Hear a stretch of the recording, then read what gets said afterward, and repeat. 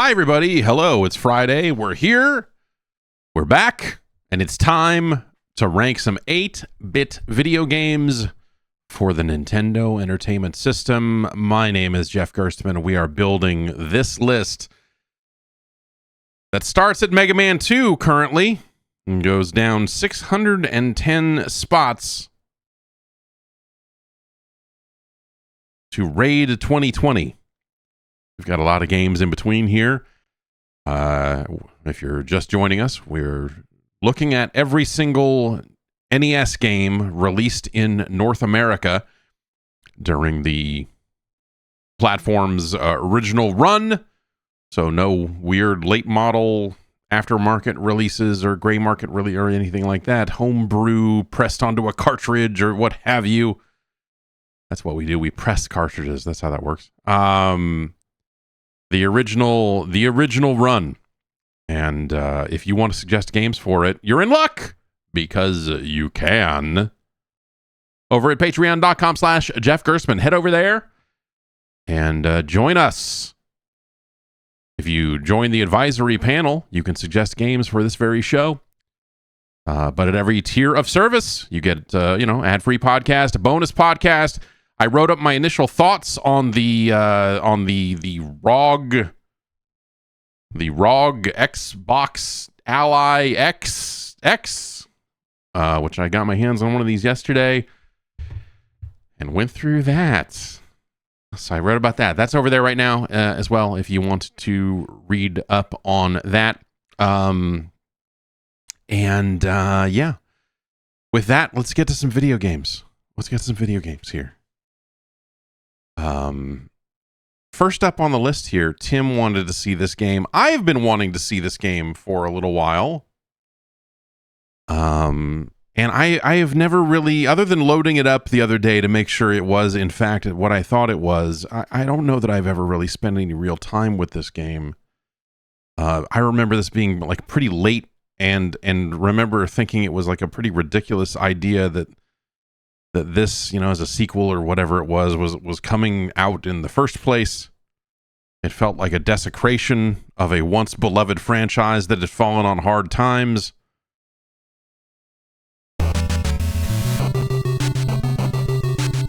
It is from your friends at Rare. It is Battletoads Double Dragon The Ultimate Team.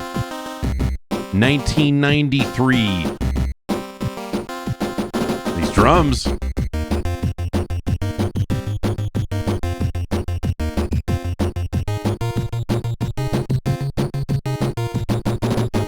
I remember thinking that this whole thing seemed wrong. I feel like the Double Dragon deserved better, and I think if we trace the sequels and follow-ups to Double Dragon, I think what we find is that eventually Double Dragon is tarnished to a point where Double Dragon does not deserve better. I'm the crazy one and I'm super cool. I'm the smartest thing on webbed feet. I can think as well as fight. Oh, that'll come in handy, I'm sure, with all the puzzle sequences. Brute force. Okay, when brain power fails, and the dragons. Billy Lee says, "I'm ready to rumble. No one can match my twisting typhoon kick." These are the worst promos I've ever. Jimmy Lee says, "If the going gets rough, then I'm your man. I love a good fight." Thank you, Jimmy Lee. Uh-oh. Oh, Bobo good at fight. You little jerks not stand a chance against me. Okay. Big Blag? I was gonna say Big Black? What? Songs about fucking... Roper's the name. Shooting's my... Roper loves to shoot. Ropes. Mostly. This already looks stupid. Like Double Dragon 1 and 2, amazing video games. Double Dragon 3, not good. And Double Dragon would never be the same.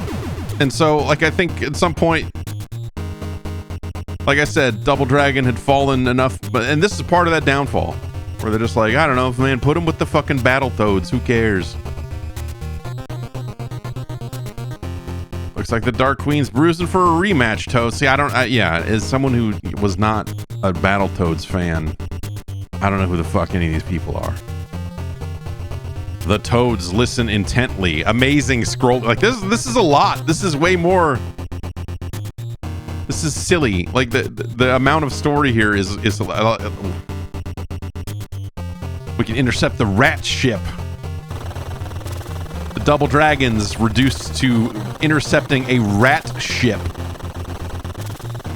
Man, we used to save our girlfriend from a guy with a fucking machine gun named Machine Gun Willie. Now we're up here fighting on the rat ship. All right.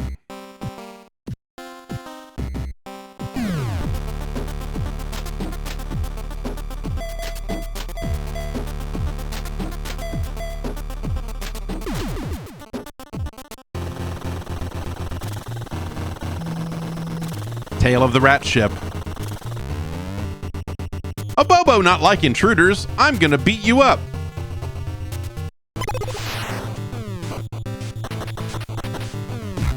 And so, like, you know, yeah, I mean, as much as it says Double Dragon on the box, like, this is, oh, he fucking elbow dropped that egg. You will elbow drop me an egg. This is just Battletoads. Like, this is just the combat from Battletoads. I got some squares.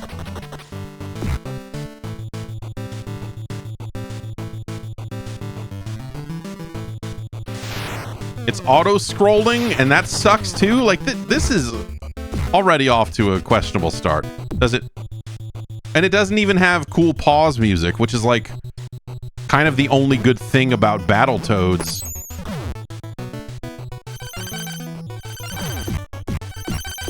Grab this flying robot and knee it to death.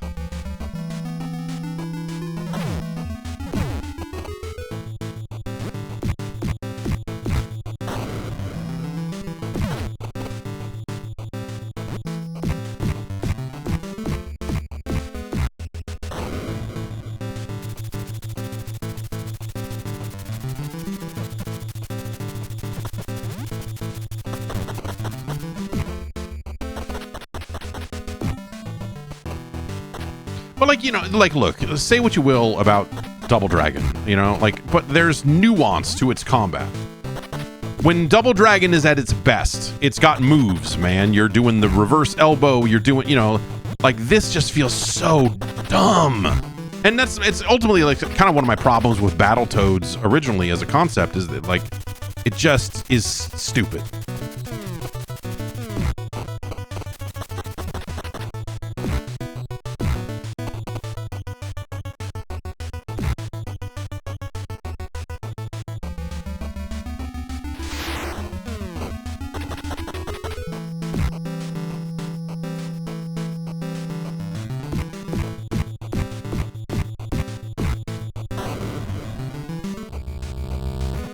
Evil hand.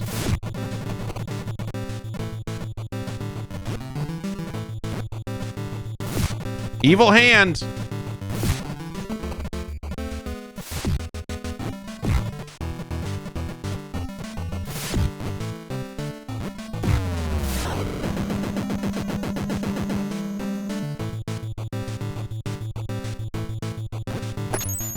I guess I do like that you're just elbow dropping a bunch of shit. But the mobility on your character feels shitty. So, like, when these guys go, like, then they descend and move away from you. I mean, I guess, like, the running attack would be the move there, but it's just...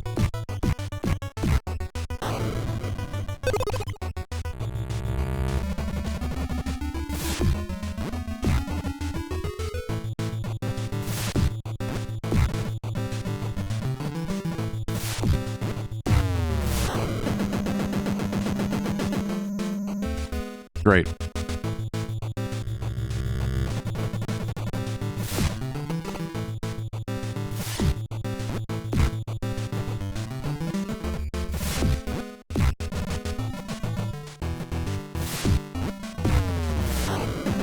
Balls! Oh, why did they... And they make the Double Dragon guys do the fucking dumb googly eyes. That's awful. What an embarrassment. If you were Billy or Jimmy Lee, what an call your agent, guys. Get in a better game. Also, what is this Abobo fight? I'm just punching him, man. Like this, Abobo deserves better. Everyone involved here got a bum deal.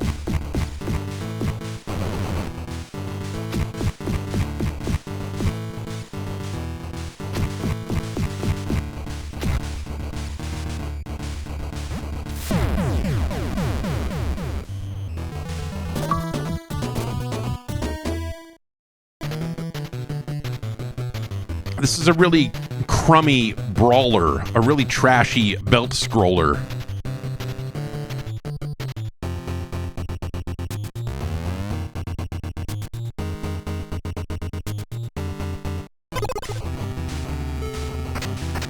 Oh, these punk rockers. What is happening? What? Okay. You know, nice to have like another little animation here, but his legs look so shitty.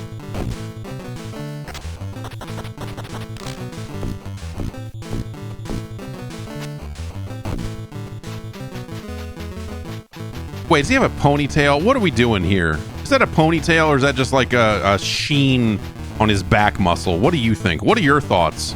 Ponytail or no ponytail? You think it's just his shirt and like the muscles in his back, kind of, or does he have a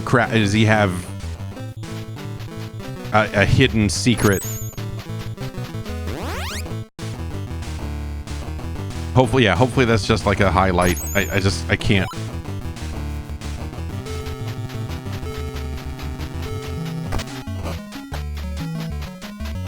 These things with the legs from the video game.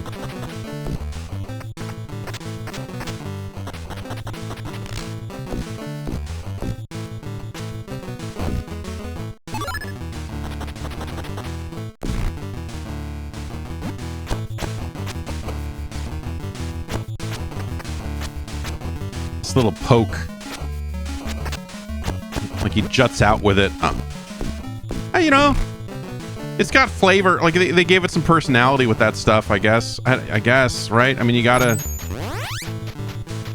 say something about that. You know.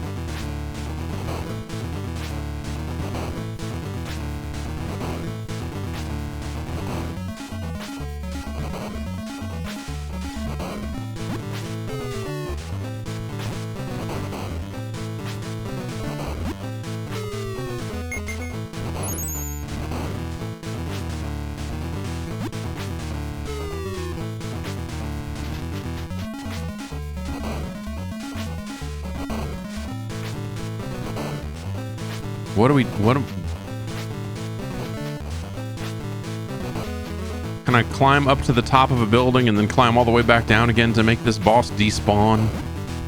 Like a proper Double Dragon console game.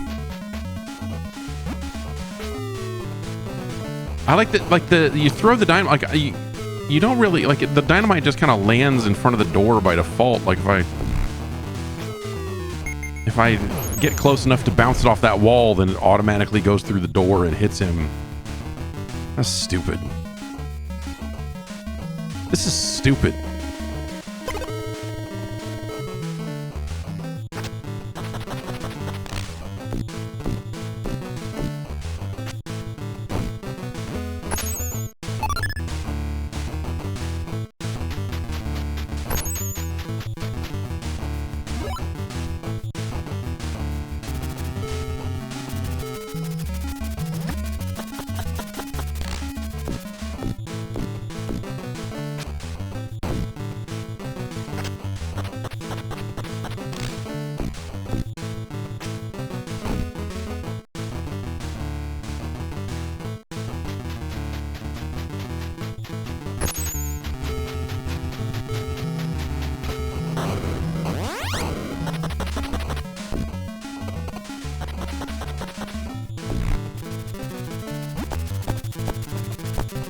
doing Orange Cassidy kicks to me. What the fuck is it?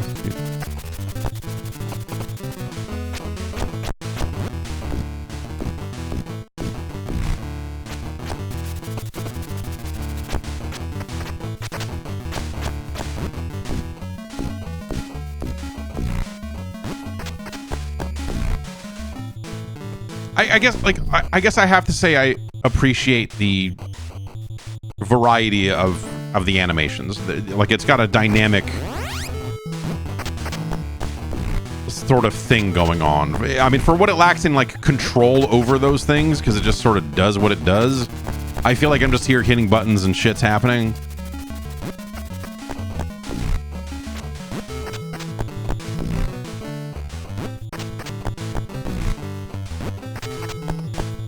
Like, I don't know why it just decided to start automatically jumping and doing the poke attack instead of like doing this attack a couple of times and then...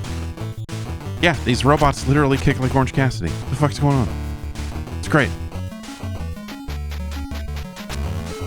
Oh, sorry, my eyeballs were bugging out of my skull because the Dynamite Man was back. Oh, good, I can turn invincible from, you know, protect myself from this vicious attack. Thank God.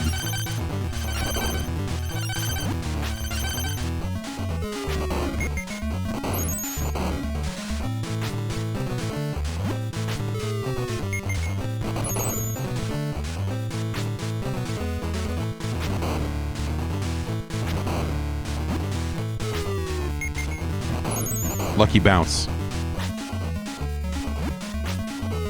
I ran out of interest in doing this little thing the first time, and so having a guy that takes way more hits to do, like, this is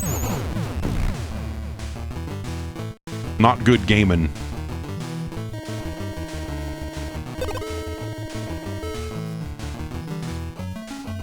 Oak, fun.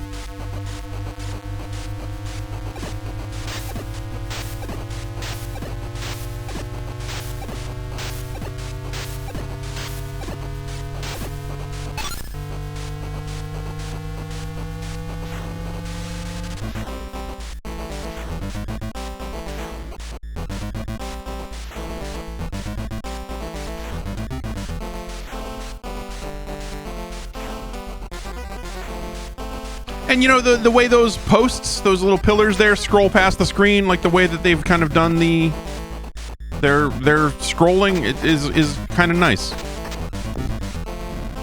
Like, it's a nice little effect. I can only kick backwards off the bike. There's no forward attack here. But maybe my hitbox just becomes my entire body when I do those. No, it does not. So we kind of have to get in front of people or go in their midst, get in the middle of them. Yeah, that sucks.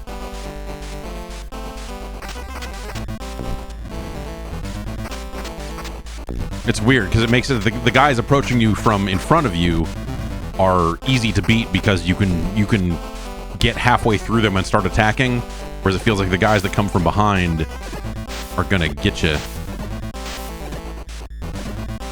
See, we're moving faster now, so it's harder to get these eggs.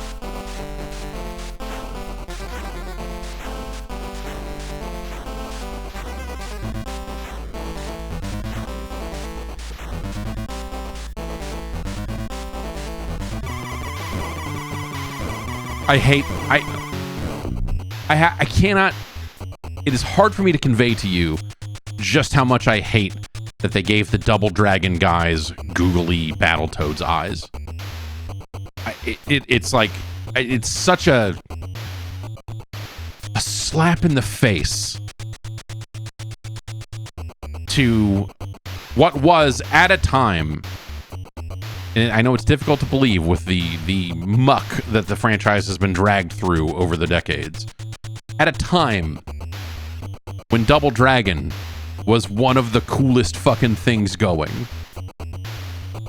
But by 93, you know, maybe that's just not that true anymore.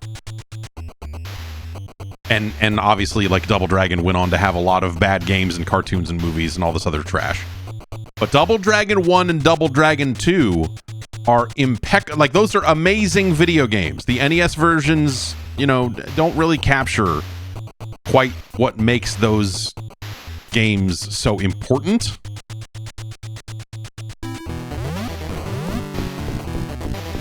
But to see the concept of Double Dragon reduced to this, I think, is the shits.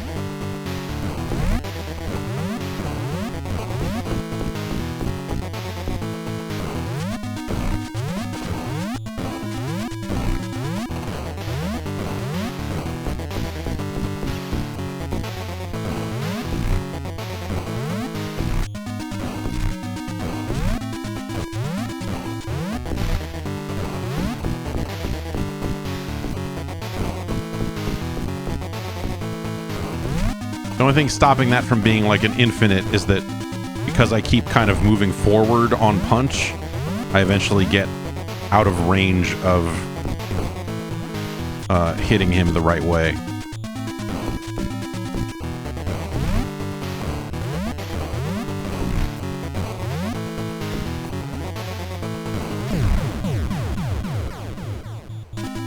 Fight indeed.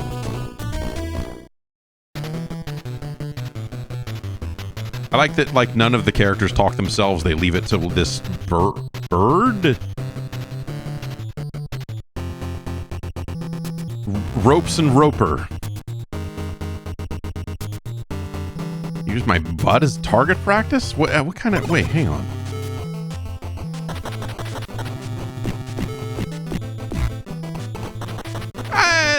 You know...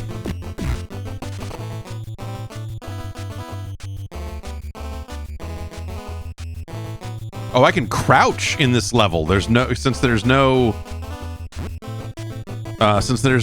vertical movement, they've given me like weird platformer type stuff. That's fucking... We take aside the part where he grabbed that Linda, picked her up by the hair and beat the shit out of her. If we just try to if we just try to hand wave that fucking bullshit away.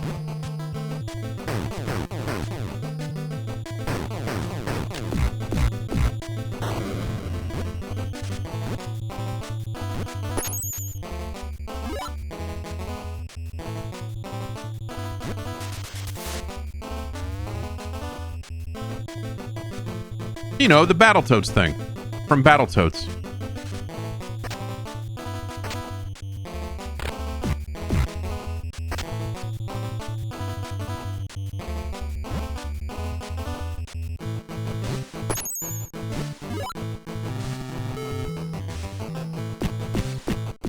Messed up. It's messed up.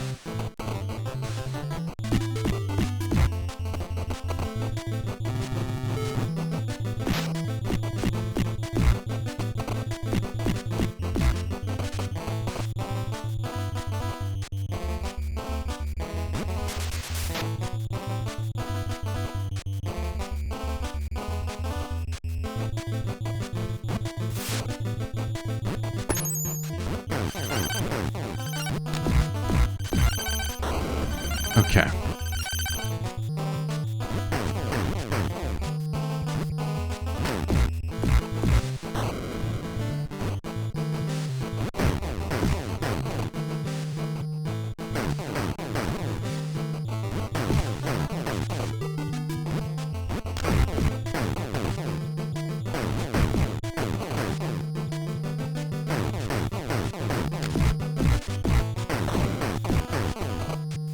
That guy just juggled me to death, basically, at the end there.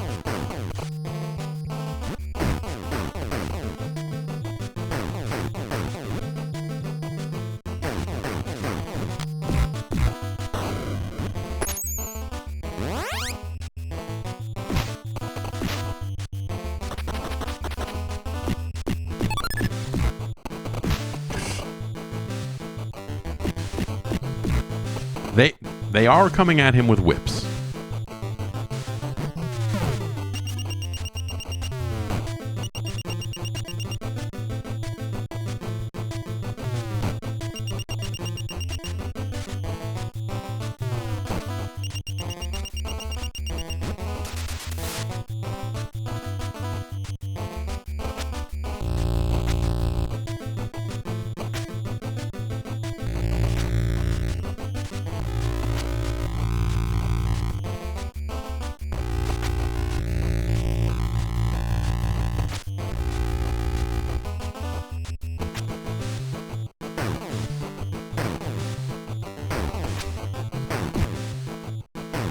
What a...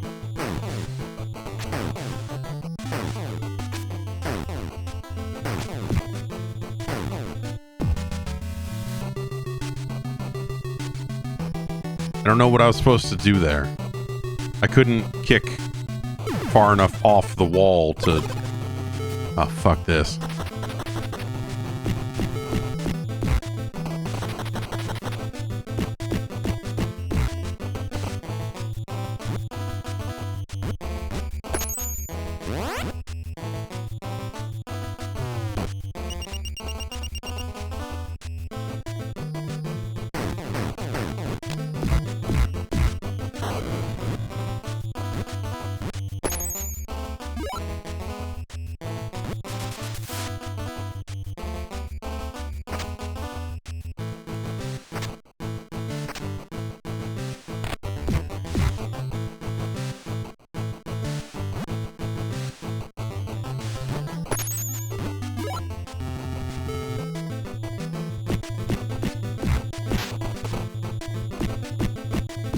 And it's like, all I'm doing is hitting punch, and the rest of that just sort of happens, you know? Like, there's very little nuance to the controls, and I think that is maybe the worst thing about this game. You know, one of the nice things about a good beat-em-up, a good brawler, is when you feel like you have, like, agency over the moves, right? It's not quite a Street Fighter's level of moves and specials, though, you know, like, I feel like, but at the height of the genre... When you get to like a Streets of Rage 2 or something like that, like, you know, there's different stuff. Final Fight, you know, it's like, okay, if I jump and in the air, if I hit down in this button, he does this attack, he does this attack. Like, this takes all of that agency away and just turns it into just like kind of a button masher. And it sucks. I would say that even Double Dragon 1 on the NES, I think, does a much better job of like giving you that level of agency.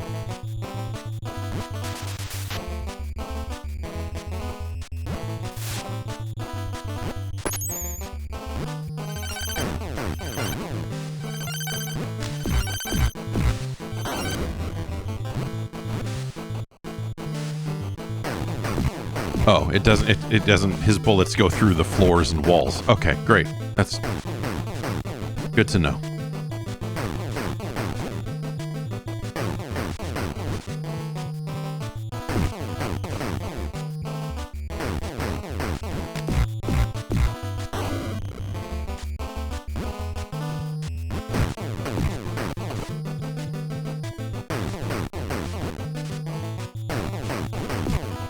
Like, I can't even...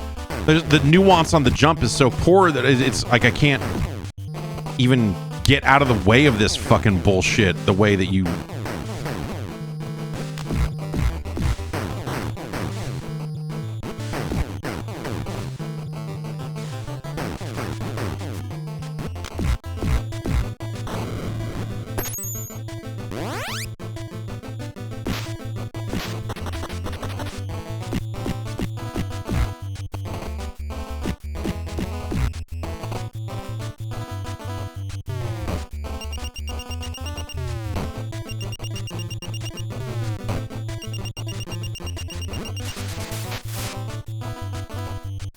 Okay, we're stuck to this wall. I can...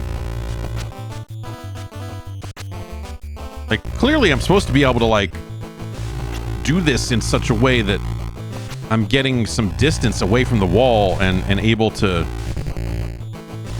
What is the movement? It's broken. What?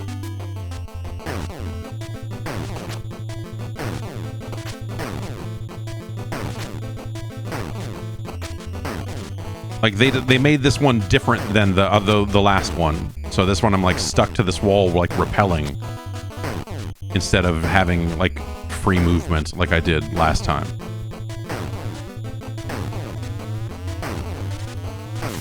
There we go. What? Yeah, if I hold against the wall, he turns into a tornado. He turns into the Tasmanian devil. And then when I come off the wall, he's like an invincible murder thing. Like, what the...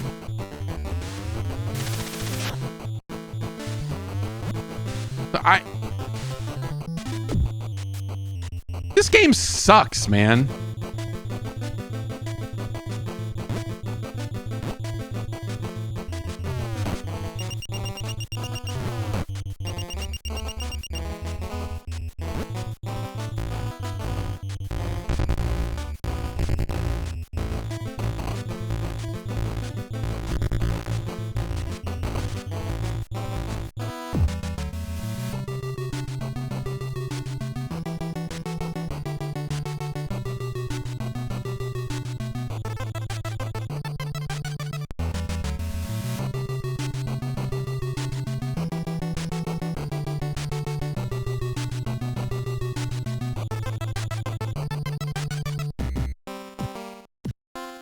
Does it play any differently if I'm a Battletoad? I'm guessing not.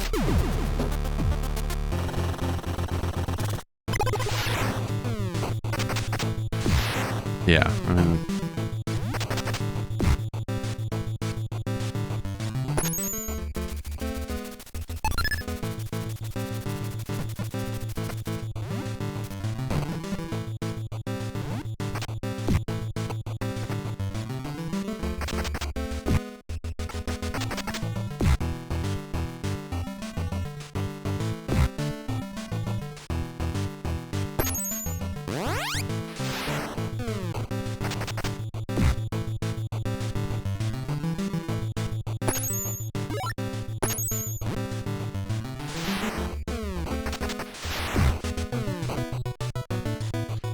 yeah, I mean, at least with a Battletoad, like, you know,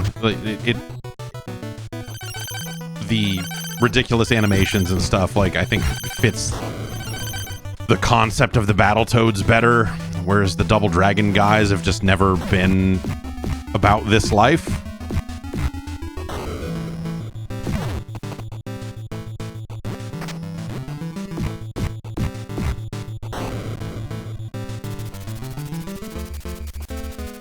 But they don't feel like the ultimate team.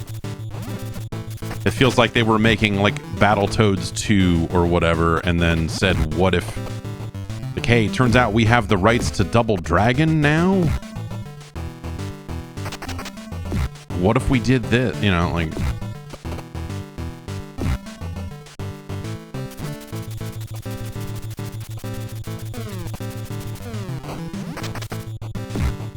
Double Dragon was like real, man. That shit could happen. When the first boss of Double Dragon 2 completely disintegrates and then reforms before your very eyes, that's just reality.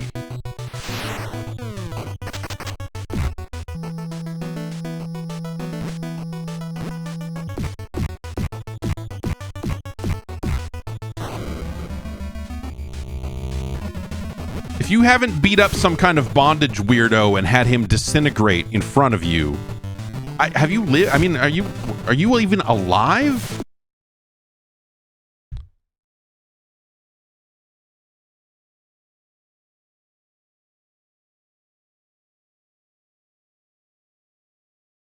Game's no good.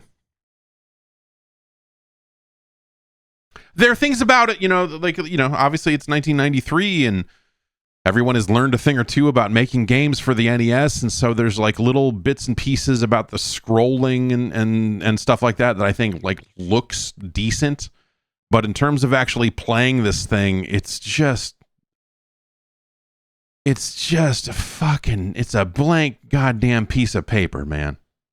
Like, hey, check this out.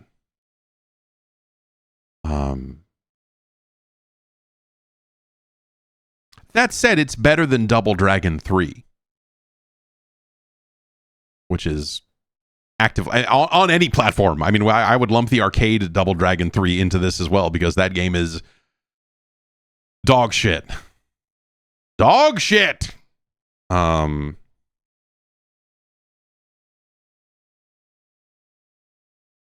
its own weird way, right? Double Dragon 3 for the NES is probably like, that's probably better than the arcade version, right? I'm trying to remember here. Double Dragon 3 has some really silly ass stuff, but still kind of plays well or whatever.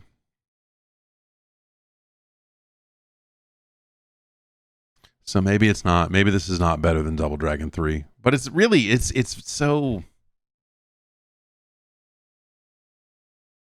It's kind of the same wheelhouse. It just feels like that they just made different decisions and made it bad in a different way. I don't know, man. Like the mashy, just kind of lack of nuance in the controls makes this feel boring. I don't know. Like it's just not an exciting enough video game.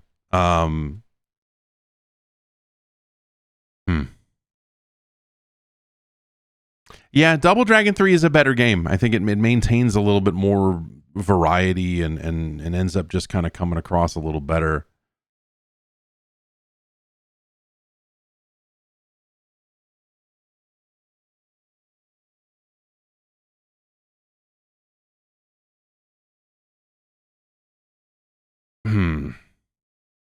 Is Battletoads Double Dragon the Ultimate Team better or worse than Dino Wars Destruction of Spondylus?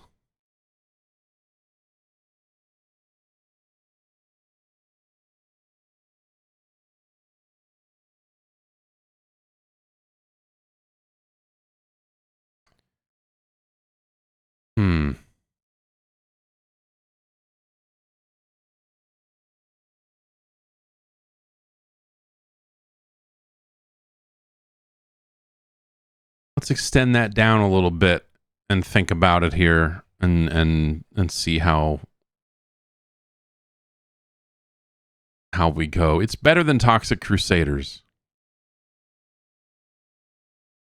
And it's worse than Double Dragon 3.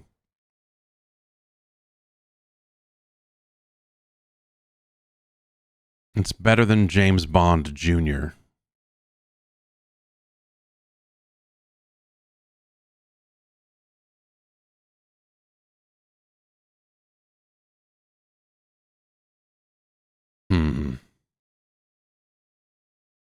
It's better than Lee Trevino's Fighting Golf. It's better than Alex DeMeo's Race America. It's better than The Hunt for Red October.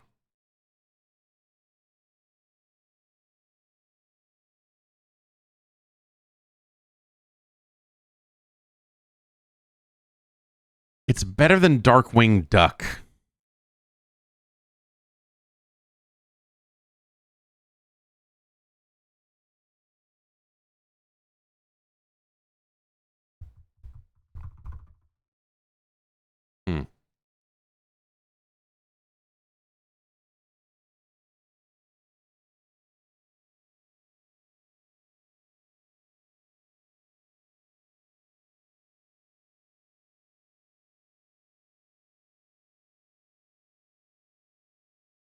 Is it better than Prince of Persia? As a concept, certainly not. But the NES version, is it better or worse?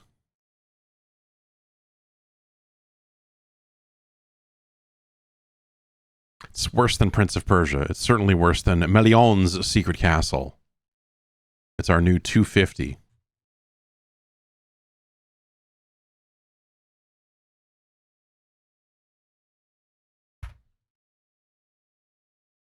What is the actual official name of this? Because it's not even Battletoads and Double Dragon. It's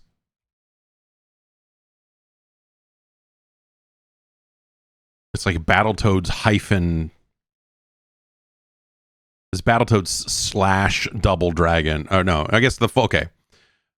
Battletoads and Double Dragon, the Ultimate Team, is how it is listed on the.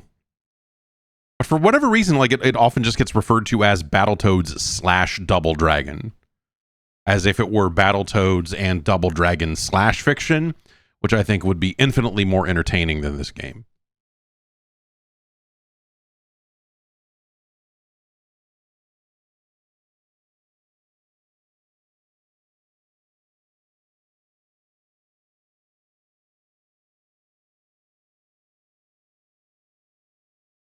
The Ultimate Team.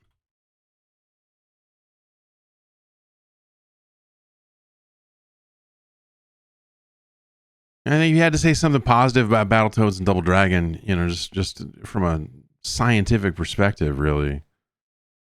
It's breezy in a lot of ways. I think some of those encounters are really fucked, right? I mean, like, you do end in some weird situations.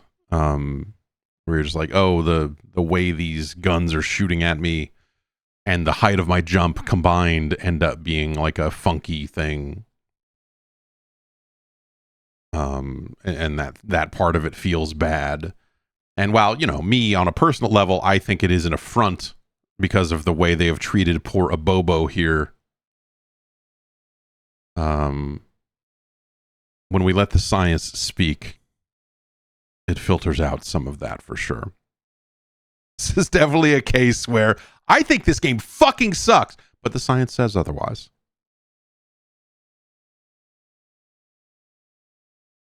Signal and Noise reports back that there is exactly one Battletoads Double Dragon fiction piece of fic over there on AO3. I hope it's hot stuff.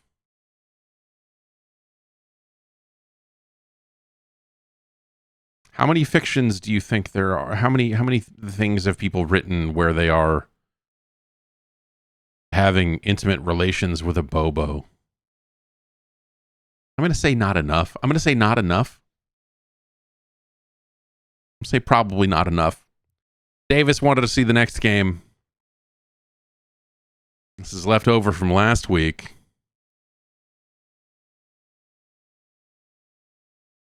From your friends over from the PlayStation people, from Olaf Olafsson and friends, comes Sony ImageSoft's hit game. From your friends at Ocean comes Hook. Send Hook, they said, and here we are.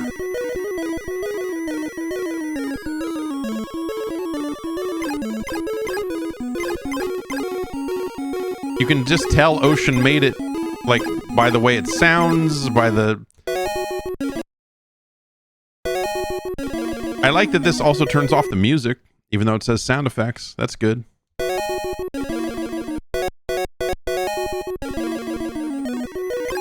Look at this screen.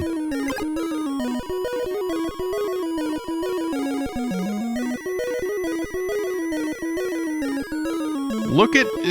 that's meant to be Tinkerbell, right? I mean, this...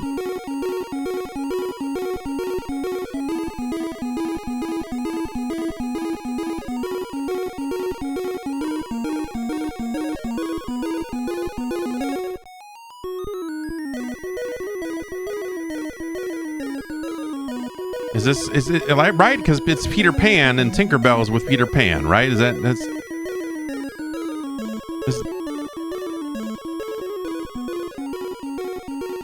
I don't...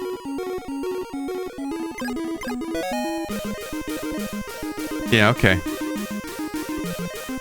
I want this Tink obliterated. Your children... Hey, can you move out of the way? I'm trying to fucking read. My children have been taken by Captain Hook? Does Peter Pan have kids? Because that's a bad way to put that. Any other way? Any other context for those words are like jail. Only you can rescue them from his ship, for you are Peter Pan.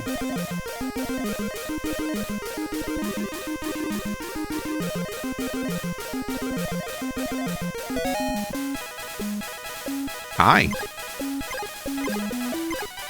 Wait, okay, so I have a compass. We can go to Ghost Mine.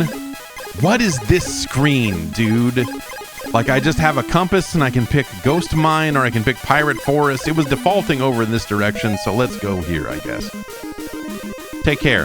This leads to the Never Tree. Well, watch out. There are Can you...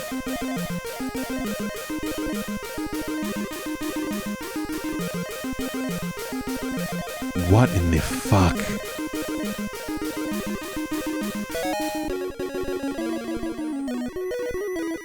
Oh, right. Ocean made this.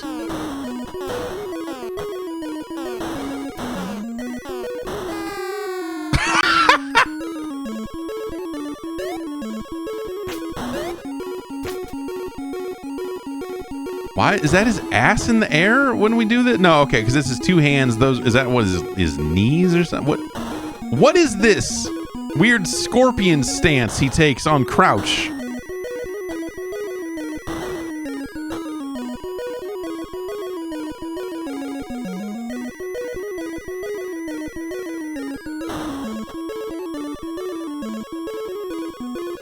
Do I get the fairy? Do I stab the fairy? What? Oh, just fairy's just hanging out? Select button doesn't do anything. This is meant to be Robin Williams? Yeah, well, likeness rights cost money, you know? Really good hit reactions. Cannot attack while crouched. And then he reacted that one time. He there was knockback there. What the? Oh, okay, I picked up is that a bell? I have 6 of them.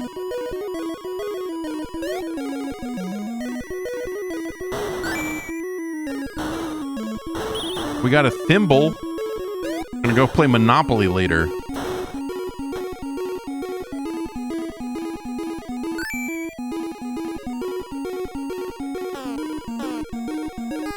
Like, it seems like that the hitbox on your attack is the very tip of his blade. What the fuck? Did you see that?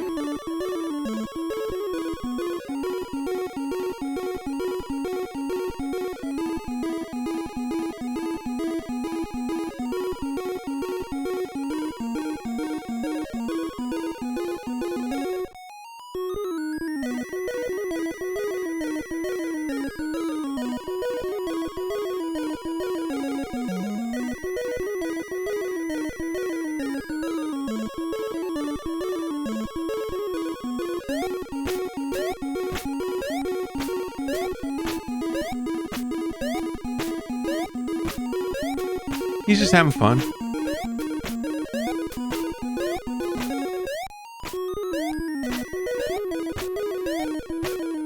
This is not me, by the way. This is the 90s curse, the idle animation that all platformers had post Sonic the Hedgehog.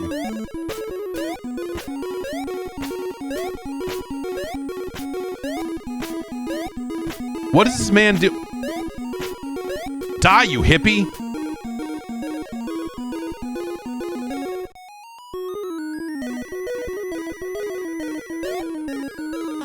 Okay, that hurt me. And then the water hurt too. And I can still... Do I have air control while I'm dead? Good.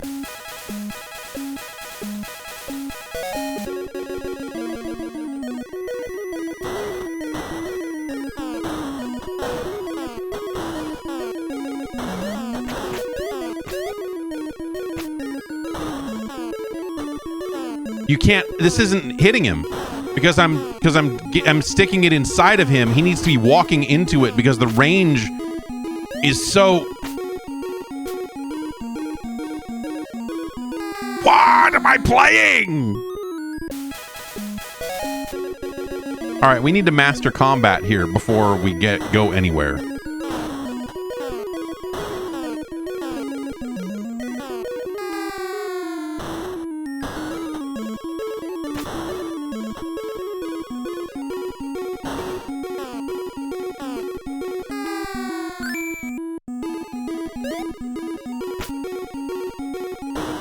I have no air attack. Oh, am I getting those bananas? Is that good? Is it good that I'm getting bananas?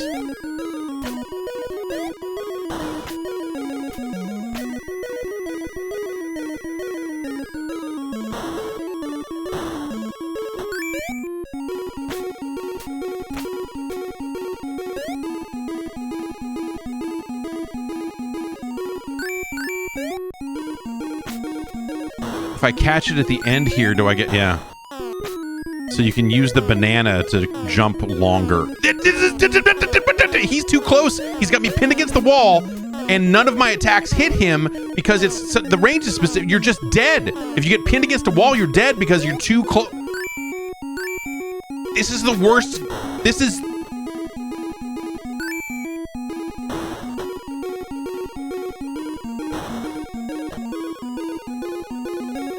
Throw the bananas over there so I can make the jump. Stupid. What?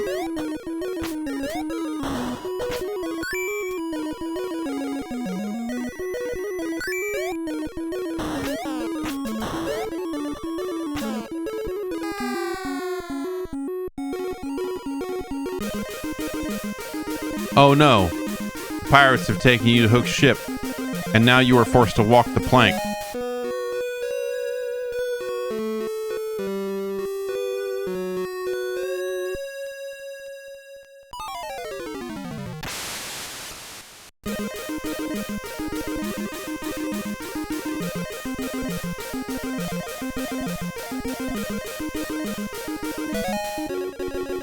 This is,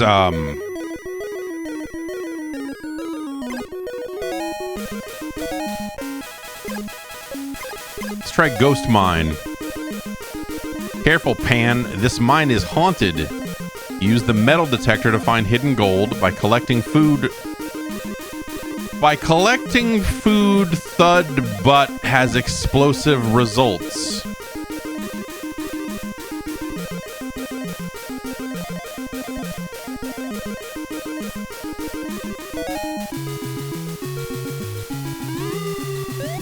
Can I thud butt? Is that a down and B? What do we have a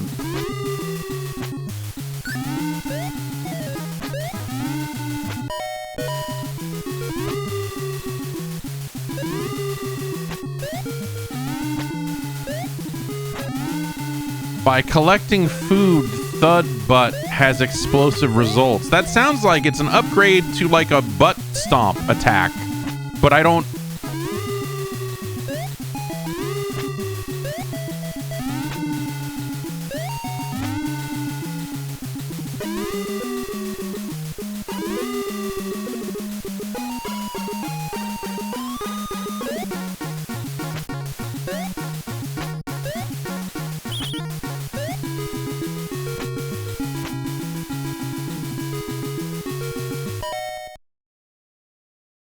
Oh, I can look around when paused. Oh, it just automatically... No, what? If I push A, it does this. Like, they didn't put in D-pad control. They just made it so if you push A, it drunkenly swirls around the screen.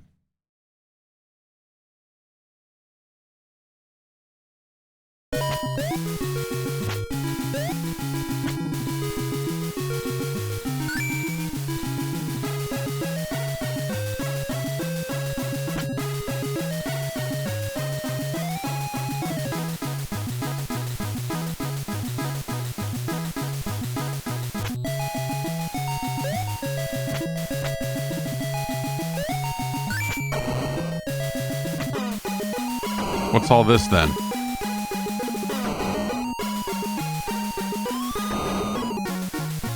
Okay.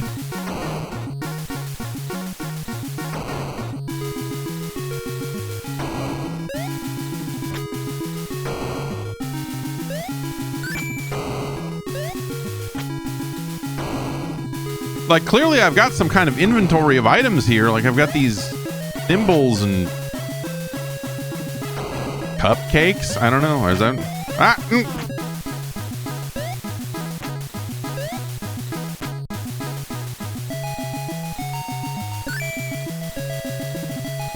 And now I only have one? Wait. I lost all my cupcakes because I got hit with fire? Or did I use them? Somehow.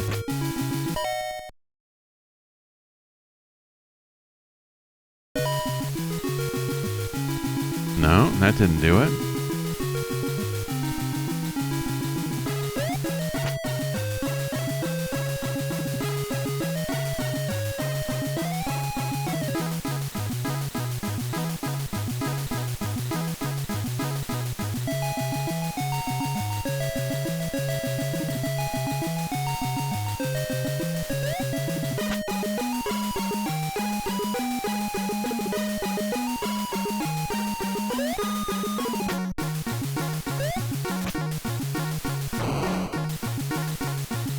Do I need to... was I feeding the food to... Is this Thud Butt?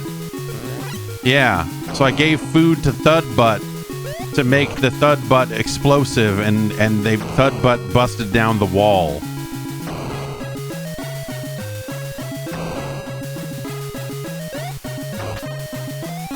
These nunchucks? What...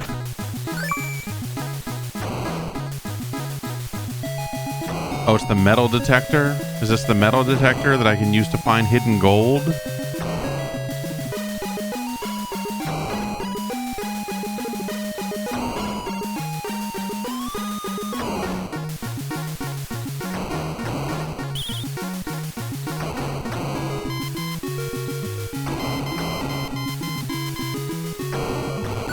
We did it. We found hidden gold.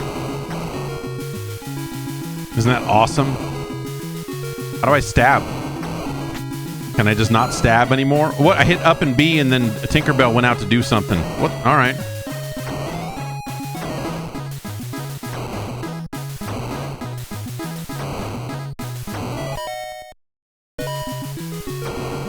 All right. I don't think I can attack anymore.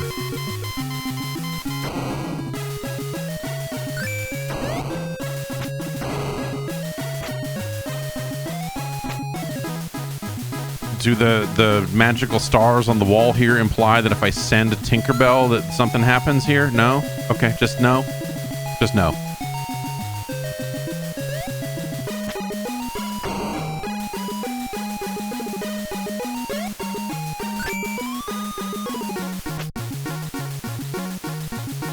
I need marbles to walk on fairy dust? Yeah, tell me about it.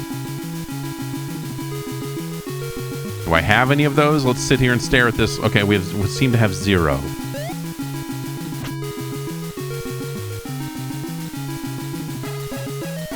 Now we're in business. Is this guy going to walk down this hallway and murder me now? Okay, no. All right. Oh, he just despawned completely. Good. Can I just do this? Okay, you got to, like, jump on it. Oh, it's cool that we're over here. There's a lot to do. Exit. Wait, exit? Exit how? Exit where? What? Exit? Let me exit. Yes.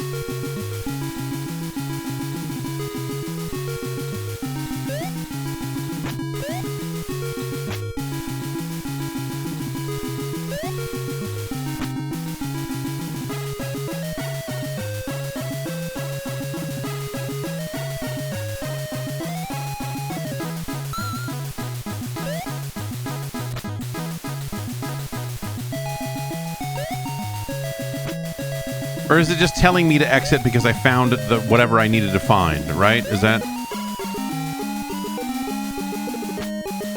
Yeah, okay, the word exit. Okay, that was not saying you are at the exit. That was saying you should exit. And yeah, man. Let me fucking final exit.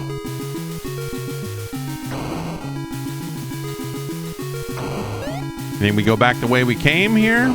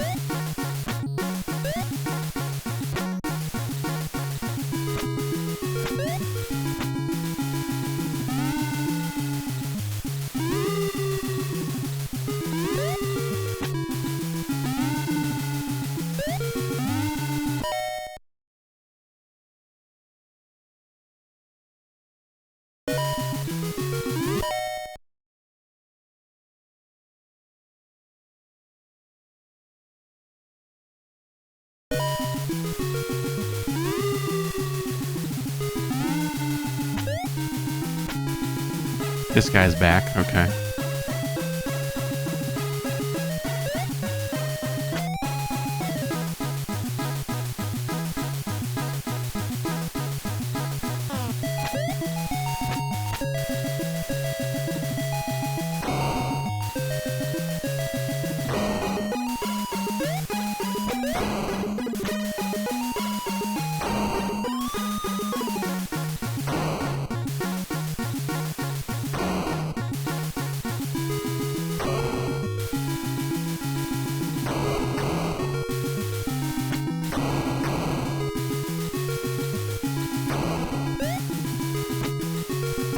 E. Yes! Now we're hooking.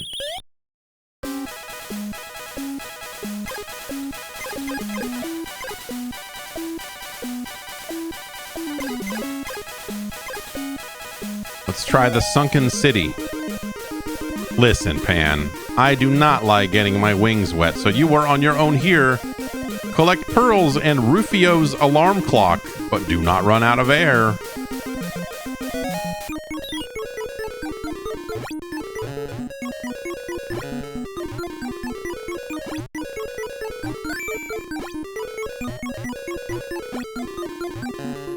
This feels great. What a good feeling video game.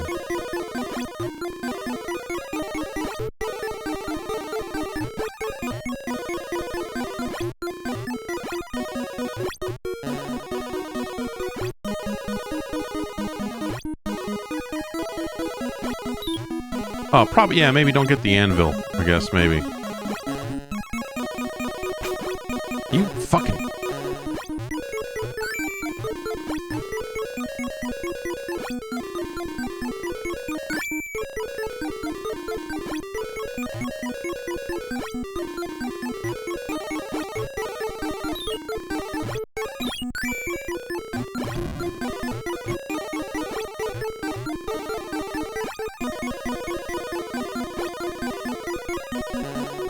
So I'm thinking that maybe you don't run out of air.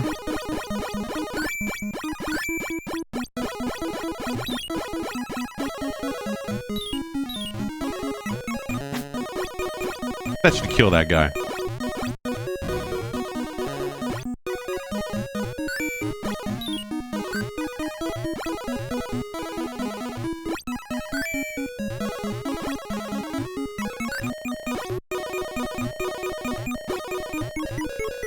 All right, we got the clock.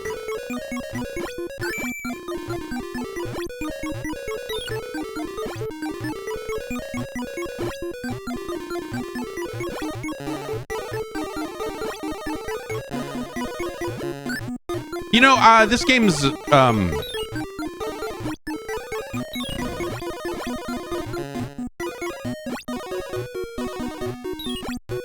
game's no good.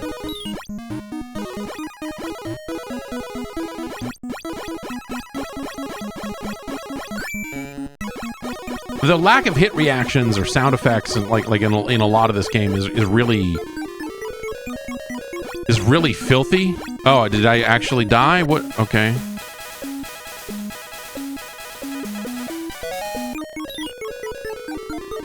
Oh, and everything respawns. That's cool. That's fun. I like that. So there's no separate air meter. It looks like my health just drains when I'm... So it's not like I can... Okay, yeah, no, that filled it back up. Okay.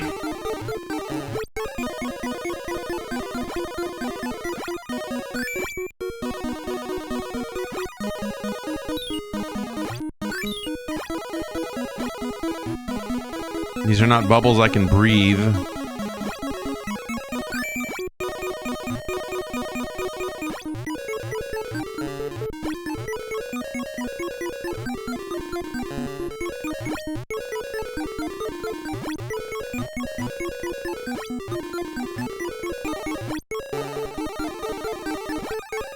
Okay, we went there.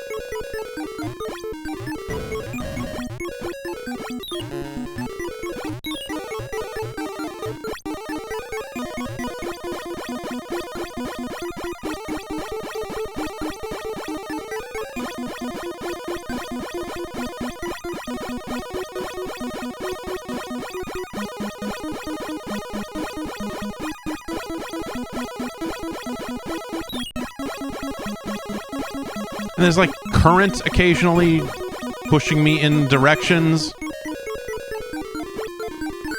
which is not especially fun.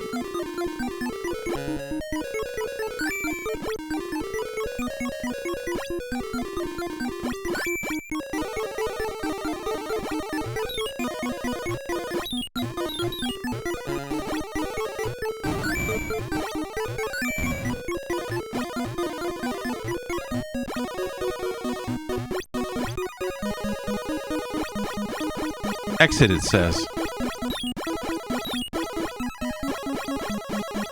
Is that the exit? Oh, no. Pan has collected. Clock. There he is. Peter Pan.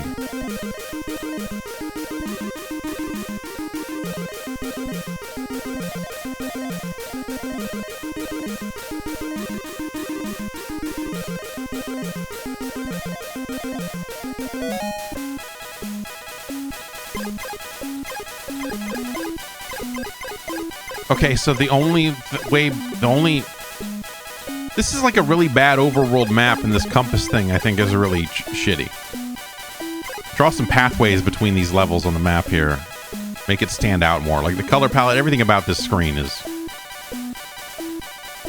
If I have to do the ghost mine again, I'm going to... Okay.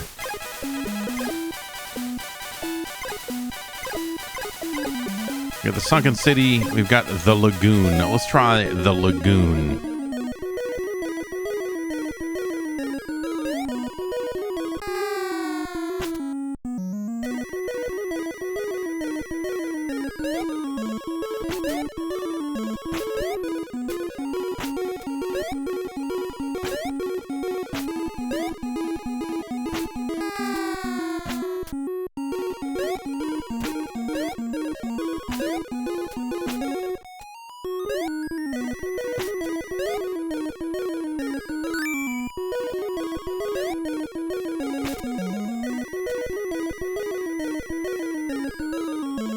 Are you coming with me, or are you just gonna hang out here? All right, that's cool.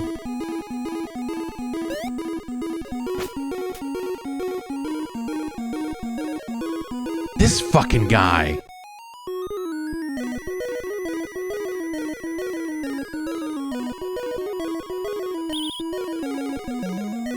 Yeah, if I have thimbles, can I collect Tinkerbell?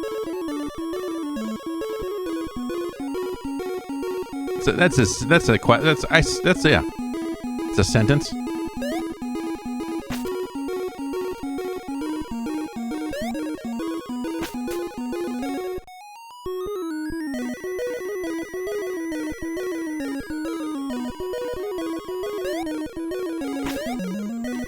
I'm just vibing, bro. Leave me alone.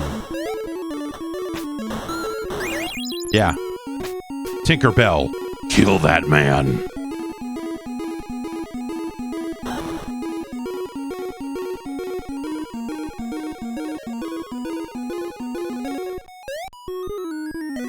Ah, cool. Yeah, that went exactly perfect.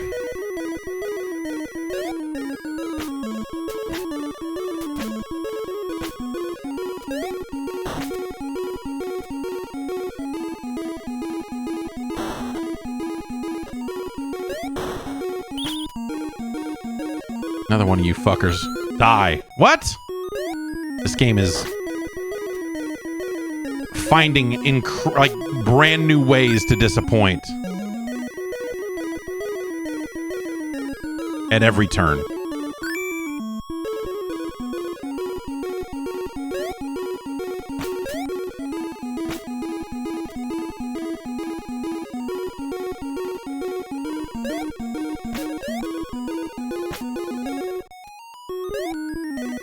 This is a licensed game. Nintendo took a look at this and said, sure. Well, I mean, they listened to it. They go, does it go ding? No? All right, yeah, then you can have the license.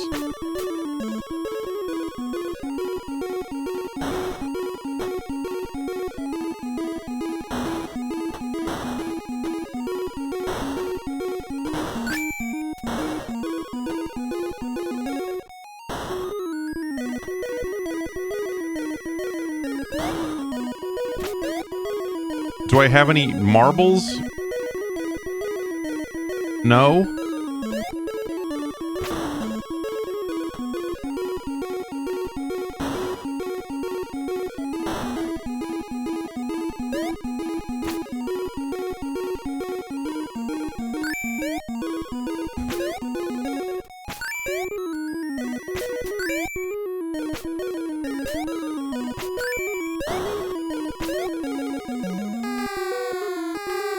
suck my ass. Are you... Die, hippie.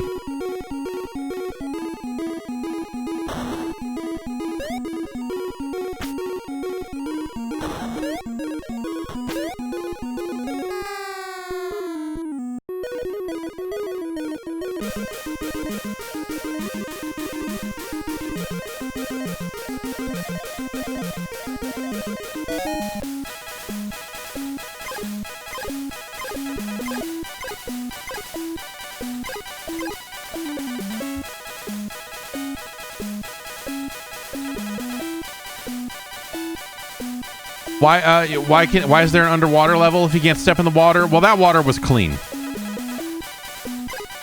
This lagoon is filthy.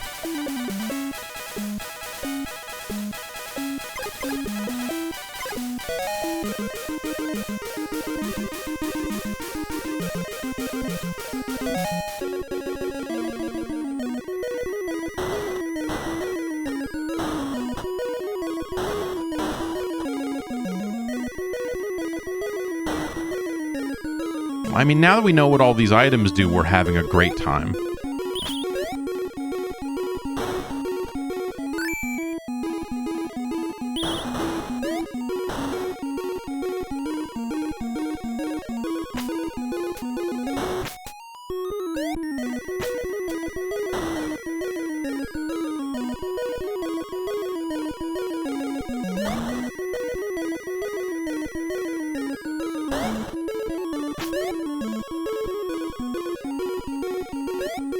Okay.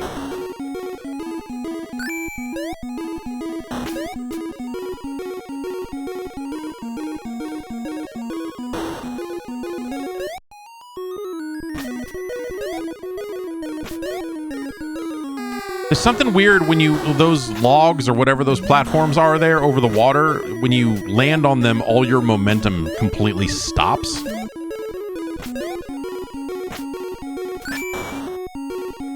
Which feels bad.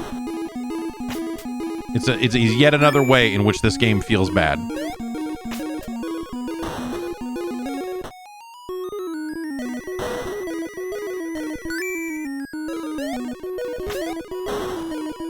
Oh, fuck you. I made that jump.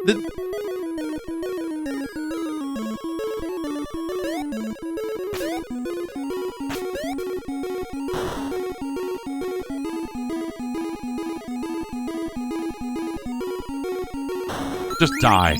Just fucking die.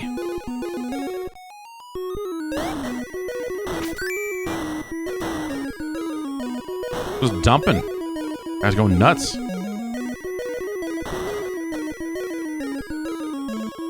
And like the crouch sticks for a little bit, so you can't just immediately raise up out of a crouch and get moving again.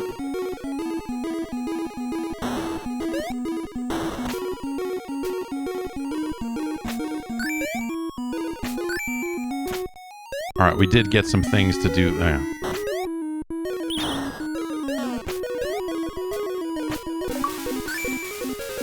Knowledge is power.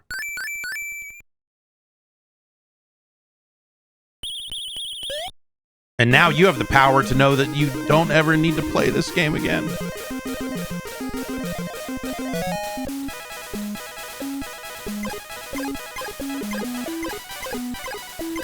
The Never Tree. Wow, here's the Never Tree. Well, watch out. The Lost Boys do not believe you are Peter Pan.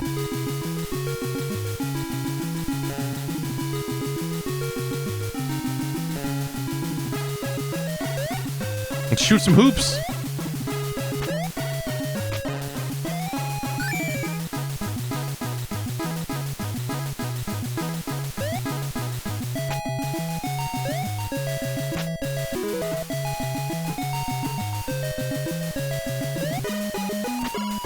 If I wasn't Peter Pan, could I do this?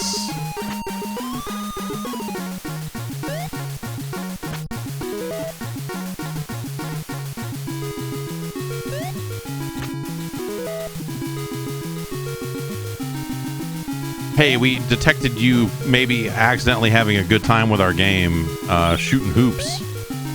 so we thought it would be a good idea to despawn that thing because that doesn't really fit with our intended goals.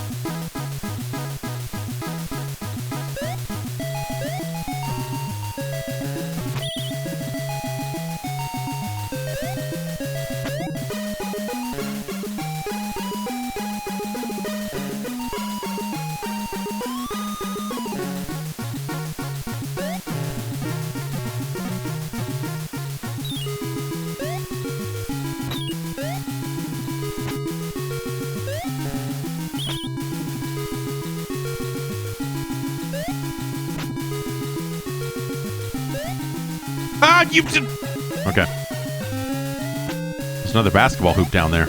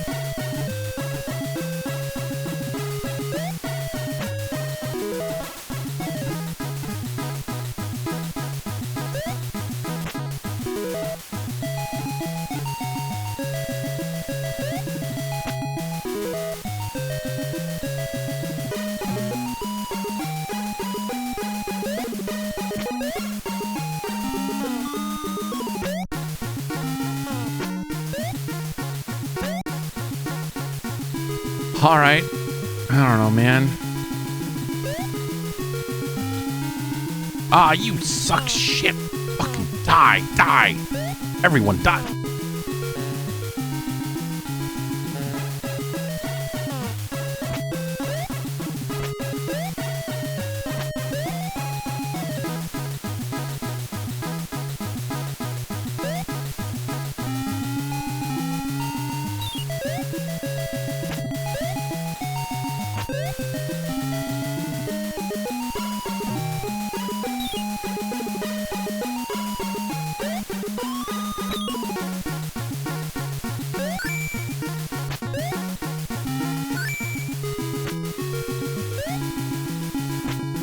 Third basketball.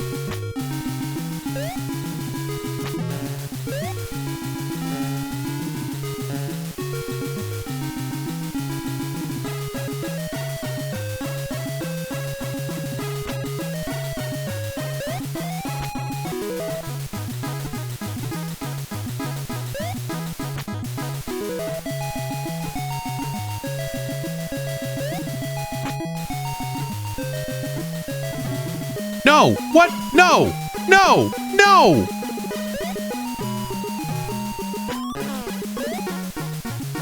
Huh?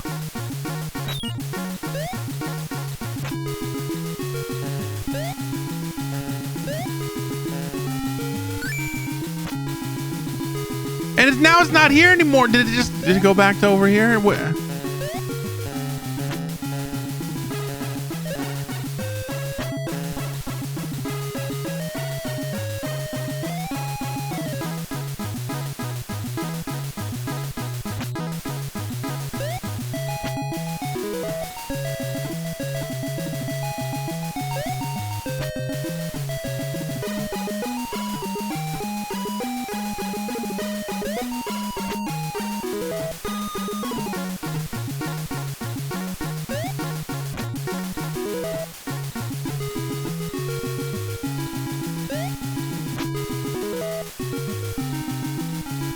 Yeah.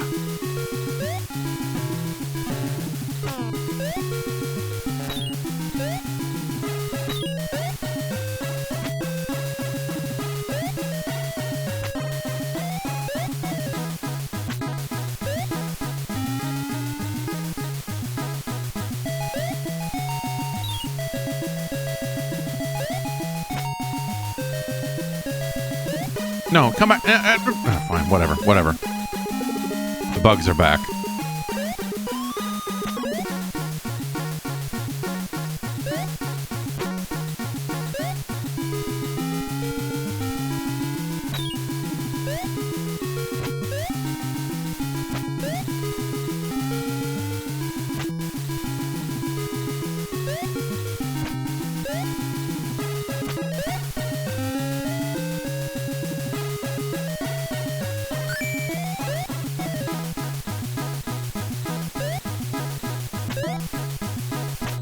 A hoop with no ball.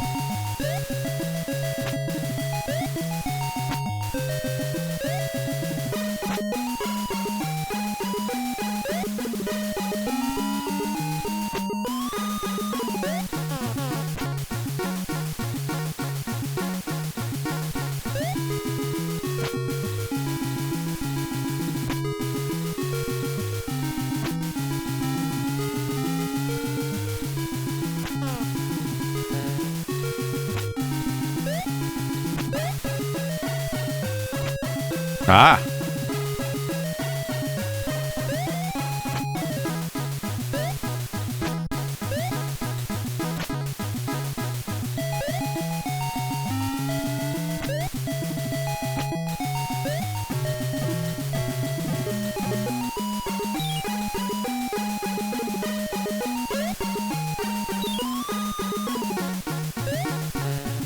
Okay.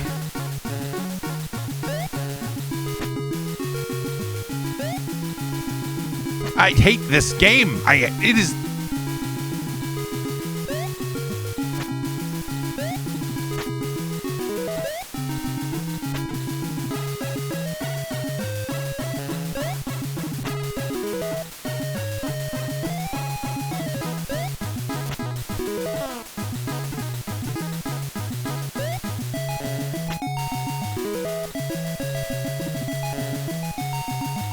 I really thought I was going to do that, and then it was going to say exit on the screen, you know?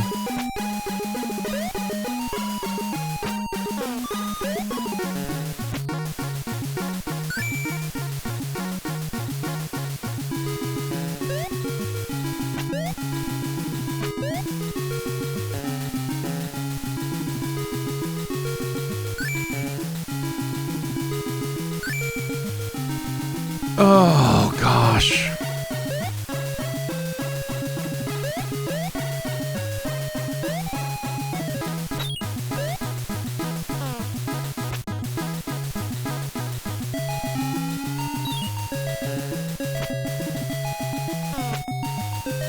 What's down here?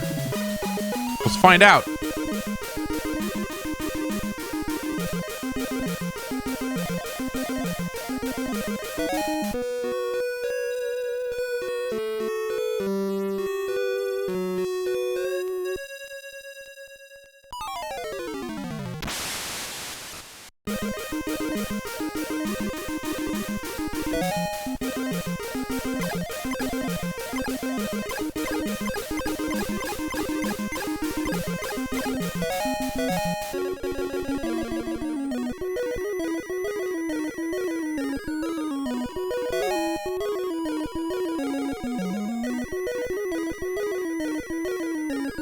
I'm glad I hit continue so we could see that amazing screen.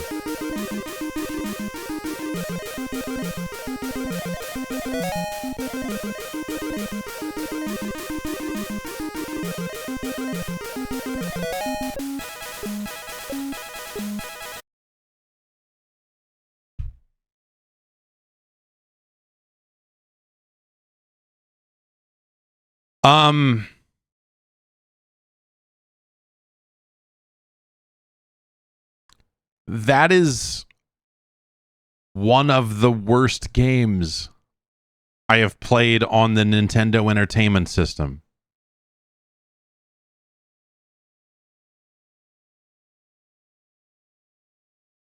Just, you know, they give you this attack with the knife that is like completely ineffective. You do eventually learn that, like, oh, okay, these items do have uses, and here's what they do, and the levels are built around that. Around you having those items. And so it is a video game. Like it's not complete nonsense. And yet this has got to be one of the worst examples of like Ocean on the NES that I've seen to date. I mean, you know, there's still more games to go. I don't know. But Ocean, I feel like Ocean's output, you know, kind of once consoles came back into being, and you know, certainly in this country, the NES was the dominant platform very quickly, whereas obviously in Europe, you know, computers really had a chokehold on things for, I mean, what would it, computers held it down, man.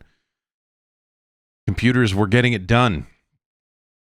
And Ocean, you know, the Ocean loader music, multiple versions of it, all wonderful. Ocean's name is on quite a few Commodore 64 games that I would consider to be good, and of course they have a huge catalog on some of the machines that powered the British computing scene. But as we've kind of discovered time and time again, that those ideas don't necessarily translate over. And when you put them in a competitive environment with a lot of the games, the other games that were coming out on this platform and the games that started to dominate in other parts of the world,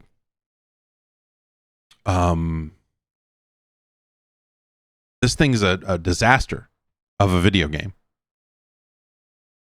It is trash. In so many different ways, man. Like you just see the C64 mentality on display here, and it always breaks my heart a little bit when we have this conversation, right? Because as a Commodore 64 owner, I love that thing, man. There are so many wonderful video games that are on that platform. In some cases, I prefer those versions to the NES counterparts or even arcade counterparts in some situations, man. So I don't approach this from a place of like, all those games are shit. But I do think that there's a design mentality for the kind of British action platformer where it's less about running to the right and more about like, it's kind of a maze and you're kind of wandering around discovering and platforming at the same time. And I think a lot of those games are bad. And some of those would get into offshoots of like, it's not quite a platformer. Like Turrican is not quite a platformer. It's more of an action game, shooting game, whatever. But it also has that same exploration mentality. I'm of the mind that the Turrican games are no fucking good, man.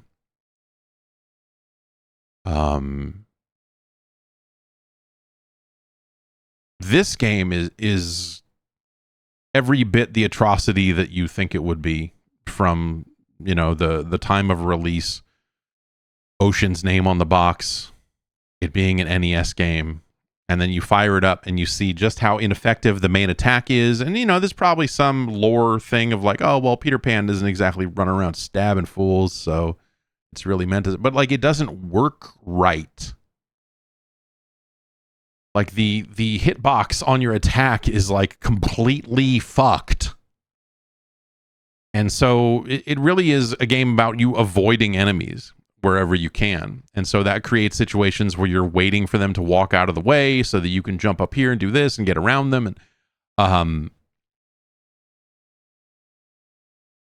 it also, you kind of like end up in these situations where it's like these bugs are attacking you and you just don't really have the equipment to handle it in some situations as easily as you would like. And then you got the levels being kind of, you know, these random objective-based things of like, I guess there I was meant to shoot all the baskets into the hoops, I guess, but I don't know. But no on-screen indicator as to how many are remaining or anything of that nature, which would have helped when games do this sort of thing, where it's like, get the 6 things. It's always nice to know there are 6 of them. You know what I mean? As opposed to just like stumble around this level until the word exit blinks in the corner and then you can find the exit. I think that's not a good time. A lot of the movement is terrible. A lot of the jumping and platforming does not, like you don't catch edges in the way that it seems like you should. Like there are jumps that it felt like I was perfectly in a position to make, but it would edge me off into the water instead. You've got the big blocky text on screen with the Tinkerbell sprite swimming around in front of it, making the text more difficult to read, as if that's a thing that, like, it's just like, that's ridiculous. There's just kind of a long list of like really dumb things in this game, man. I don't know. Like the underwater level, you have to like spin in place to point in the right direction. He doesn't just move the way you're pointing. Instead, you point in a direction and he goes to turn in the direction and then go. It's like every step of the way they made every single, for an action game, for a real-time video game in which you are moving in real time, every single motion in that game feels off in some way. And yeah, the levels with the Tinkerbell thing flying in front of the words just felt like, yeah, demo scene level stuff. Greets to Tink and Rufio. Call our partner BBSs to access Day Zero. If you want to buy a SNES copier, call us at +44.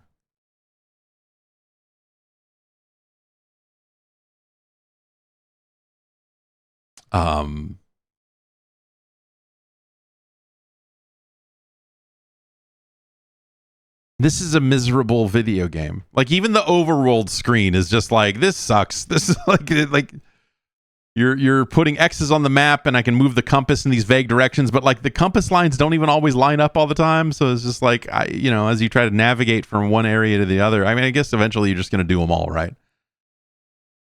You're going to play every level to beat this wonderful video game.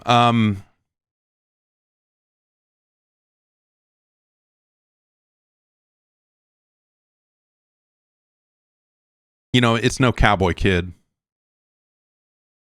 Prince, Nick, and Tom, the Snow Brothers. That's a better game. Rambo's a better game. Wizards and Warriors, a better game, and also a better, like, kind of exploring side scroller.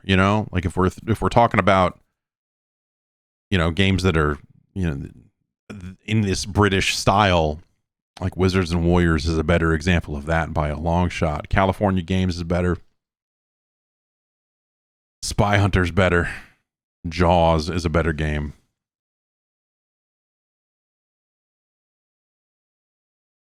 Castle of Dragon is a superior product. You'd be better off with a copy of G.I. Joe, A Real American Hero.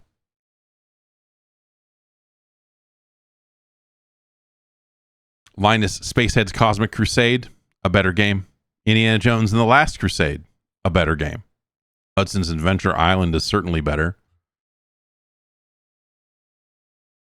You would be better off with a copy of Break Time, the National Pool Tour. I would even take Kid Cool and the Quest for the 7 Wonder Herbs over Hook. Target Renegade crashed when we played it, but that's still a better game. Alfred Chicken, better in every way. Music, look, like game design in terms of like doing some side-scrolling puzzle platformer type stuff. Alfred Chicken is a masterpiece by comparison.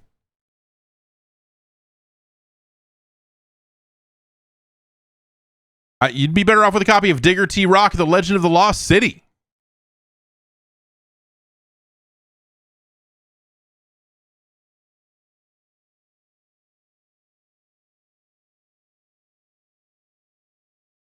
Is it better or worse than Super Pitfall? It's worse. It is absolutely worse.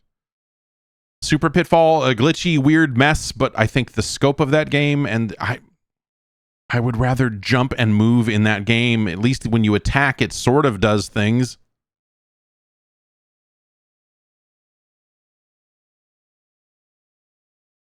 One would be better served by a copy of Gotcha, the Sport.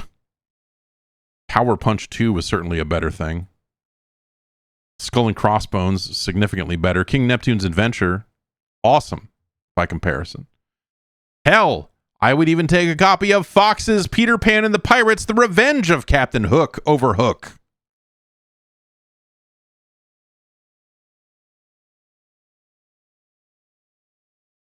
You'd be better off with a copy of Last Action Hero.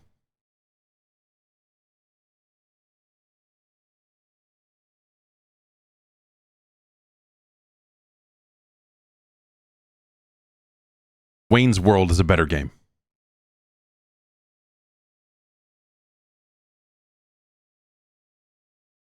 Secret Scout in the Temple of Demise is a better game.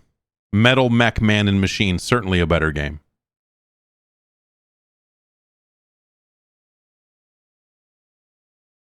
You would be better off with a copy of Bill and Ted's Excellent Video Game Adventure, which is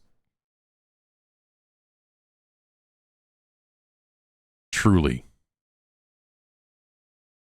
a miserable game. If you could stab in Hook, if stabbing things in Hook worked as intended, and so you could deal with the oncoming attackers in a more direct manner, or they removed it completely and said, no, you just need to avoid stuff because this Peter Pan doesn't like to kill people, or whatever it is.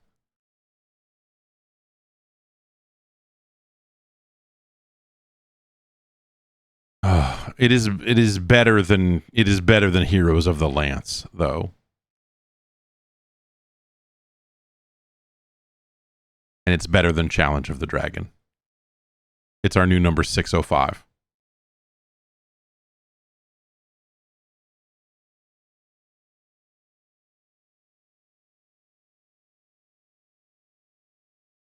Fucking Hook. Fuck you, Hook.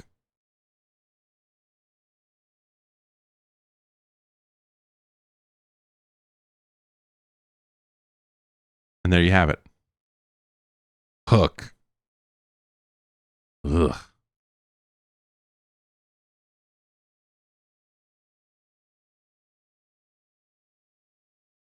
All right, Chili Bus wanted to see this next game.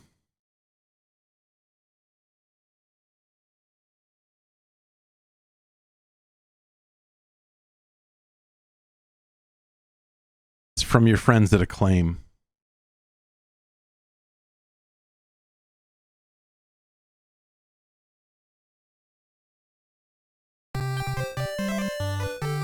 And Interplay.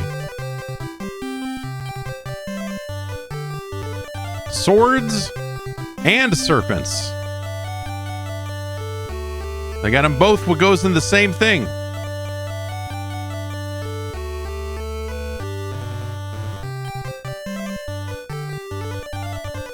Brian Fargo himself.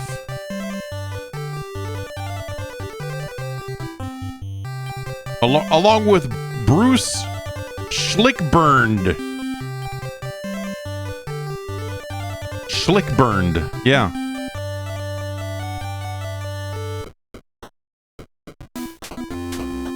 You want to play a 3-player game? Fuck you.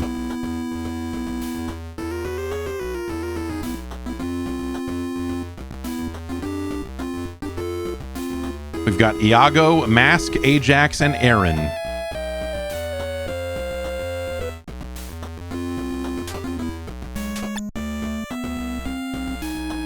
Adventure is your destiny. That's a good, normal-looking dude. Oh, okay. See you later. Thanks.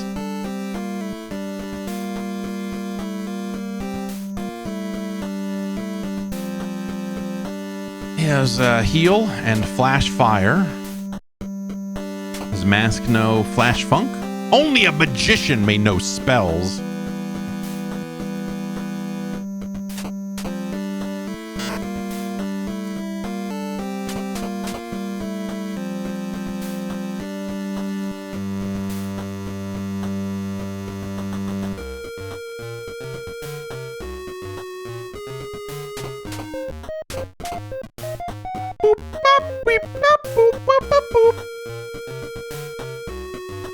Strength, intelligence, agility, health, and spell points. 2 magicians, a warrior, and a thief. That's our party. Destiny awaits. Yeah, Destiny. That's a game that will let you play for 3 players.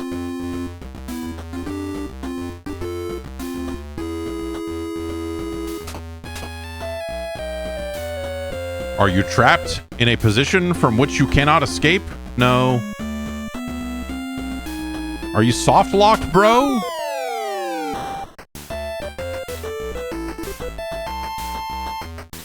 Okay.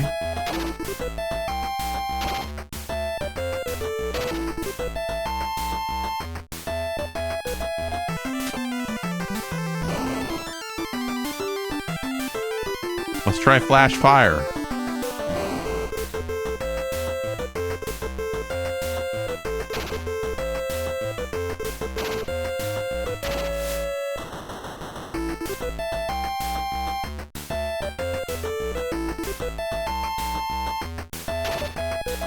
When I hit A, it just, you know, I guess I'm just attacking. Oh, God. Hooray! You receive 15 pieces of gold and 8 experience points.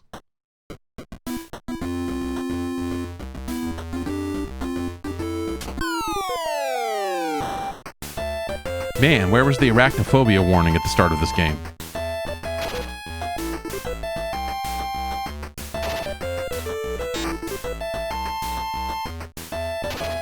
So really my options are to hit A or B, and A attacks and B casts spells. I want to fight. That just brings us back to here. Okay, and then start as pause, start as nothing. Let's give him some flash fire. Mask was hit. Spider dangling out of the frame.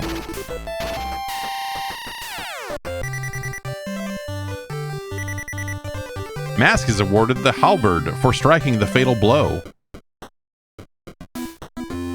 Okay, there was an inventory.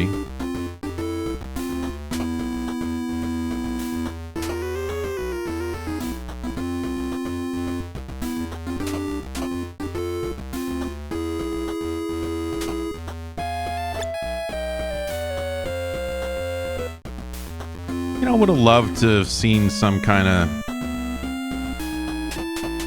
Well, if I examine, does it say... Okay.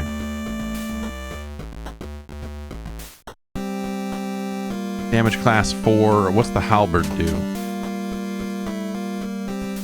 These menus have enough of a lag on them when you push the button that this is like a very cumbersome experience.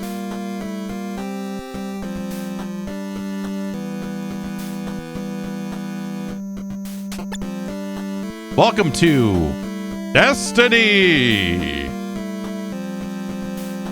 Thanks. 3 enemies, huh? We're dead. Our destiny is to be dead, apparently.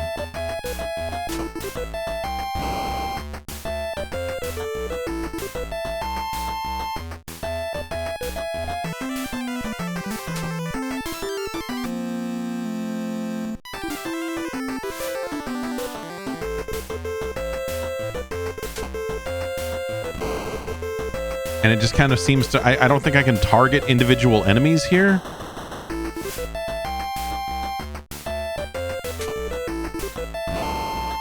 Because I saw, like, the second one's damage went down. Yeah, that third one went down that time. So I'm just kind of, like, randomly...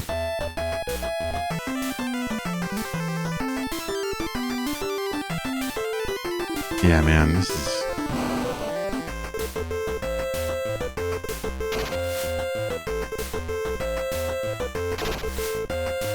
I would strongly prefer numbers over meters on this stuff as well.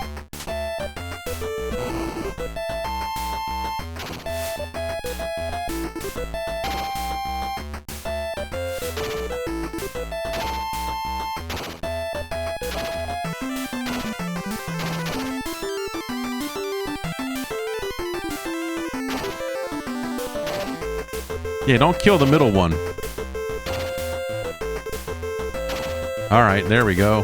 Now we're getting on top of this.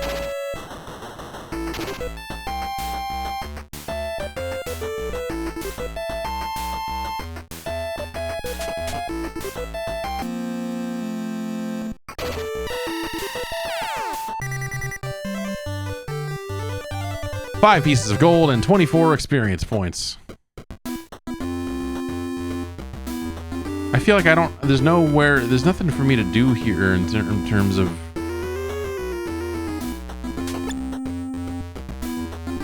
Your destiny is to slay the dragon. You must collect the 7 ruby treasures. Okay.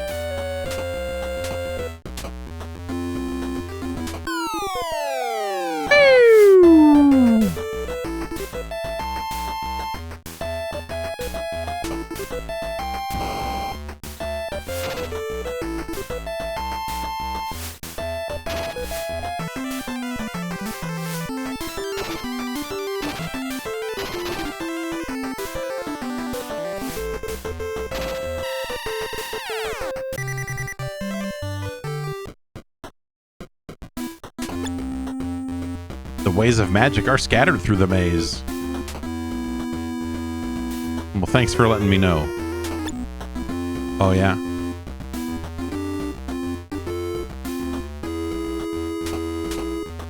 How am I supposed to recover anything?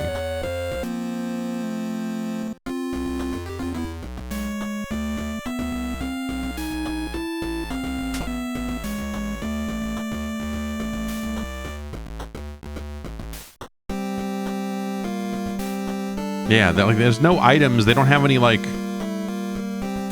recovery items on their person. And so all I have is a dwindling pool of magic points.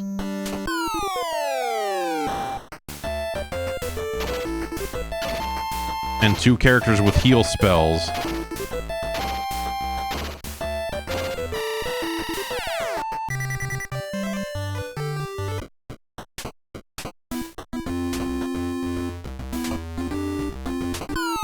It's like I'm playing bad Zybots. Hey, what's up, bro?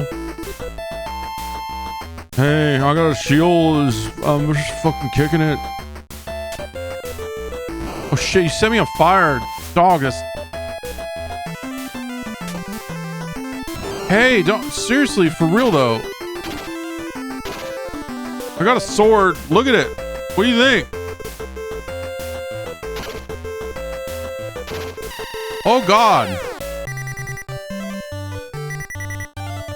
Mask is awarded the halberd for striking the final blow. Okay, Mask already has one of those, so let's give it to Ajax.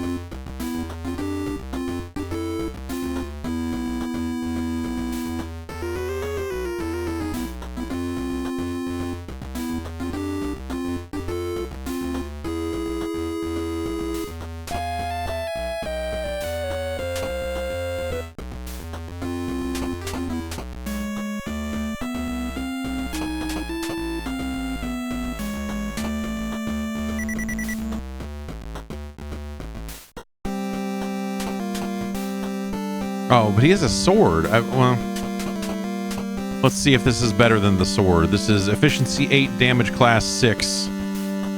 It's worth 40.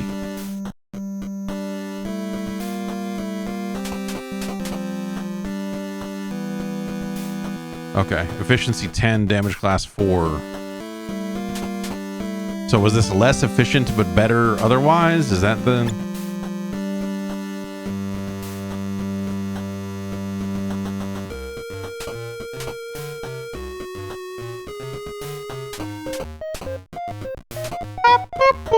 It just sounds like vaguely off tempo.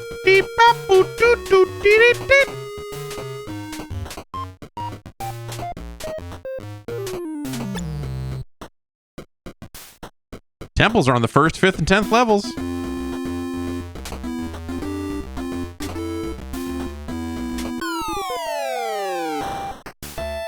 Good work. There were 3 spiders hanging out right here.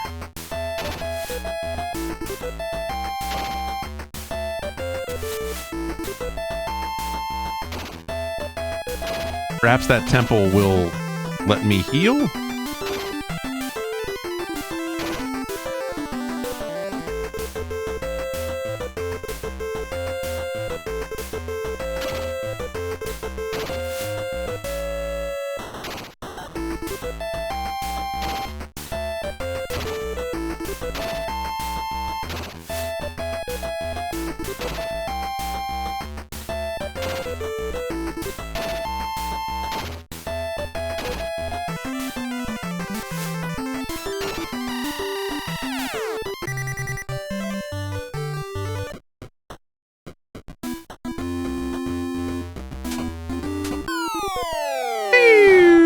Hey, what's up? Have you seen a dude around here? Ouch! I got one.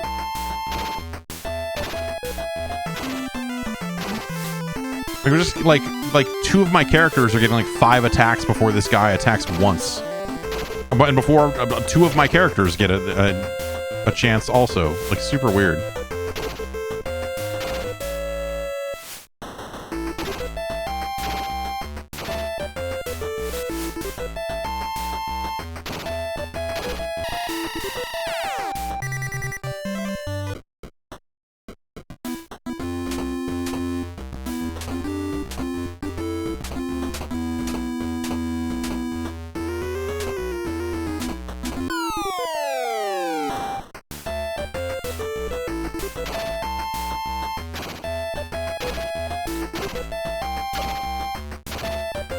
Push A over and over again until this thing is dead, I guess.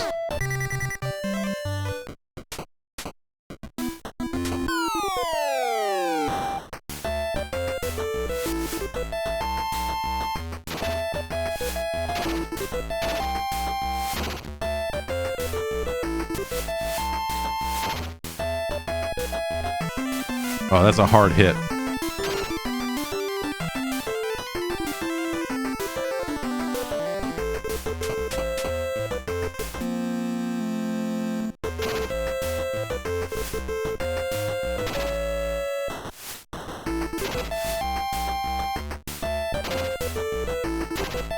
The bats seem to hit the hardest out of anything we fought so far. For bravery and valor, your party is promoted to experience level 2. Yeah, it seems like you don't get individual experience. It's just like your party. Oh, great. No recovery on level, huh? Great. Thanks, old video game. You dickhead.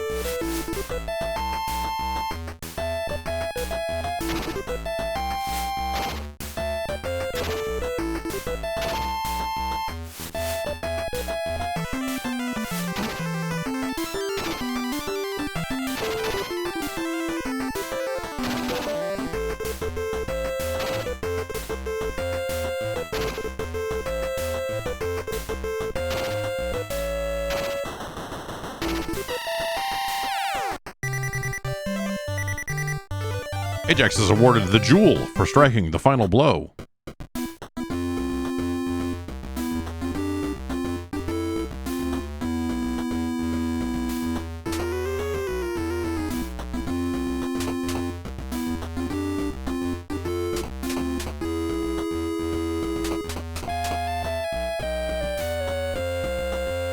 Okay, miscellaneous item. I was just gonna see, like, is the jewel an item that a magician can equip as a weapon, or, you know, some kind of focus type thing? Ah, they just showed up and hit, huh? All right.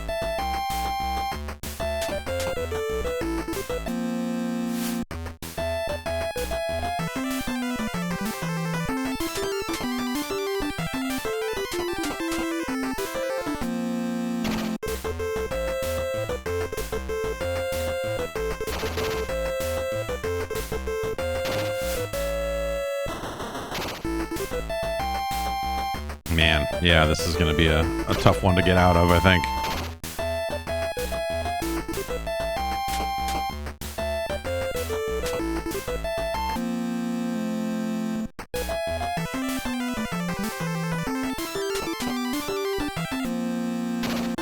Probably should have healed up between fights.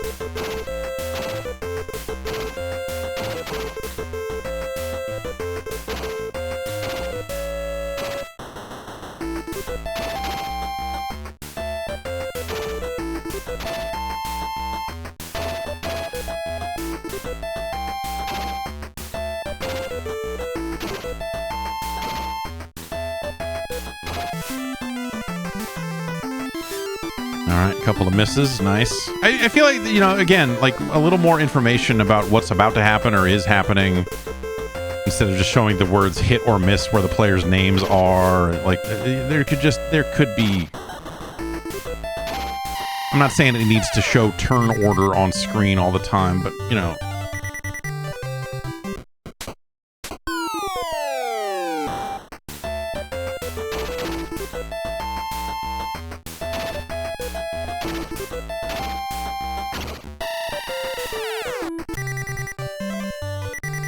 Hopefully, on the other side of this door is a place where I can heal. Welcome to the temple. The monks pretend to your wounds. Thank God. Okay.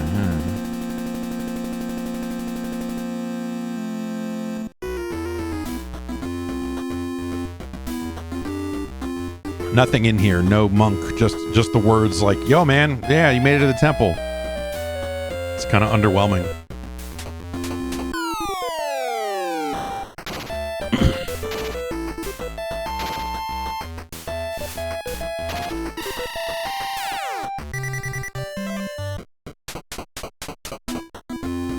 I mean, I guess you could just sit there outside the temple and grind levels, right? Like if you really wanted to be a maniac about this.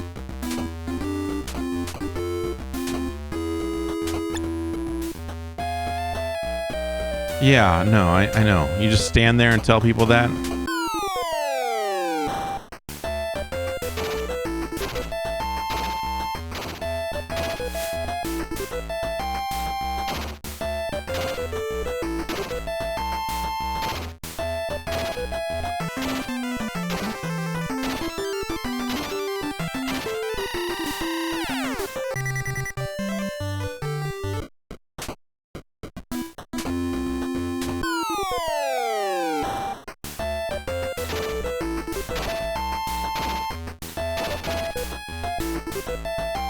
Oh, that was actually a pretty hard hit.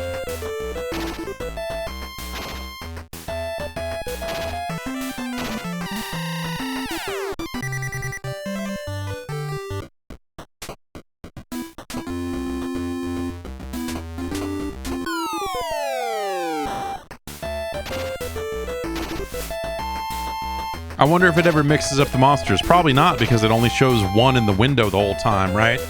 So it's not like you're gonna get a spider and a dude.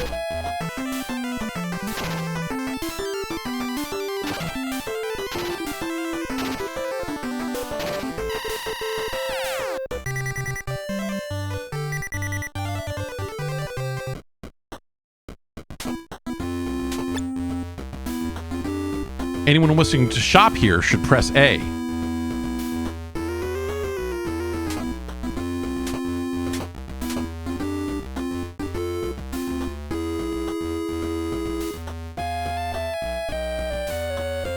A dagger, a staff, and leather.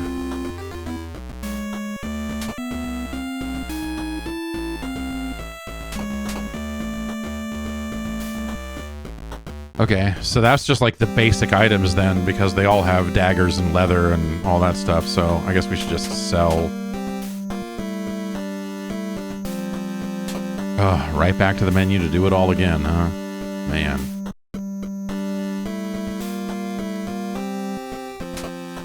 Yeah, the menus are not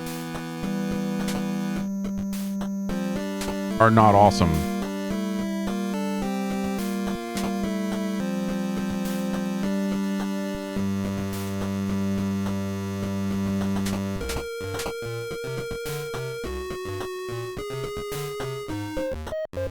But there's nothing, that's it, right? There's no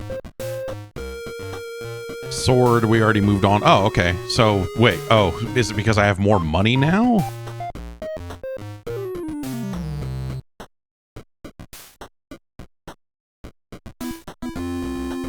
Broadsword. I can't, like...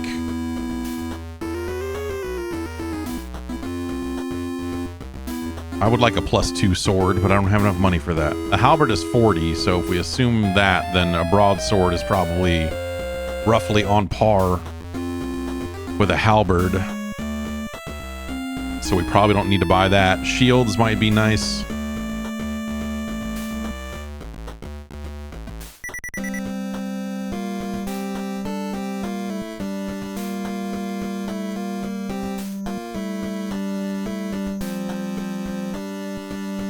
Who got the... Oh, who got the shield?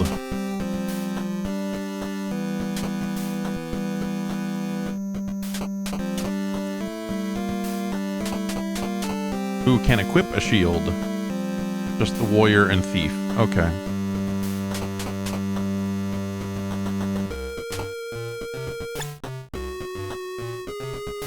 AC3.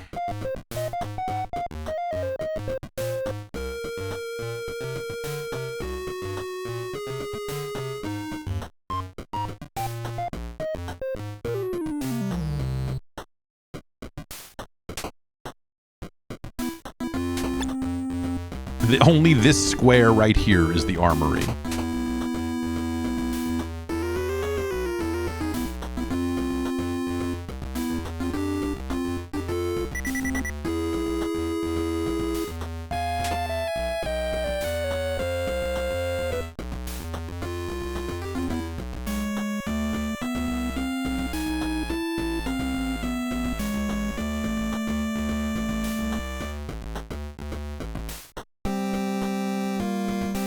Okay, now we equip the thing. What? Okay, I can't actually open the inventory here. Why? Okay, I can't move? Okay, no, I had to do that first. Okay.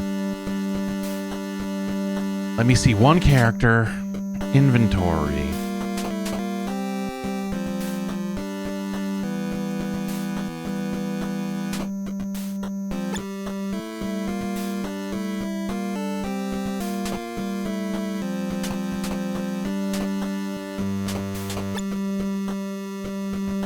No, I'm good.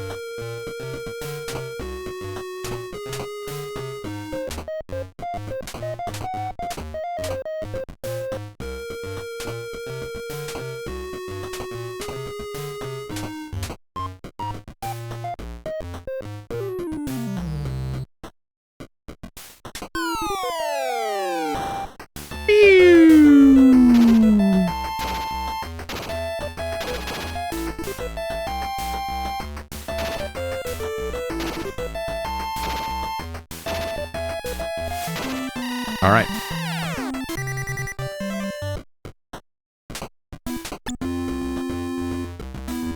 Bring me the black crystal. Bah!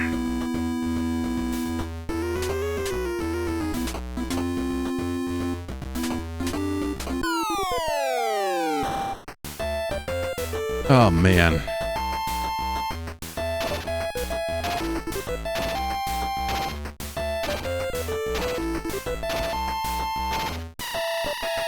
I was just hanging out at the dungeon, and then these 4 dudes ran up on me and just beat the shit out of me. I didn't even have time to strike back.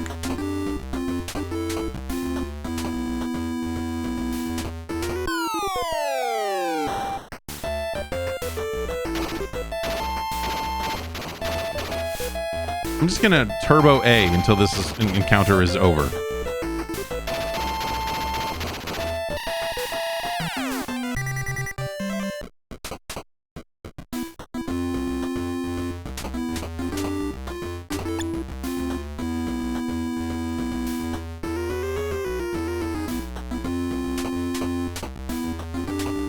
I feel like we... Okay, there's more down here.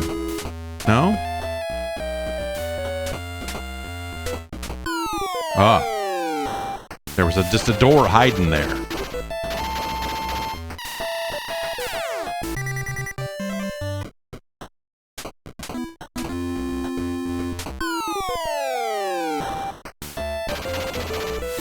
Ah! Dude, stop! Ah! Oh! Ah!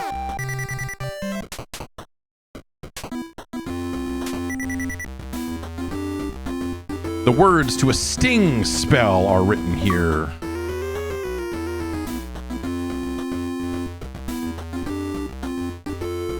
So does that mean that they...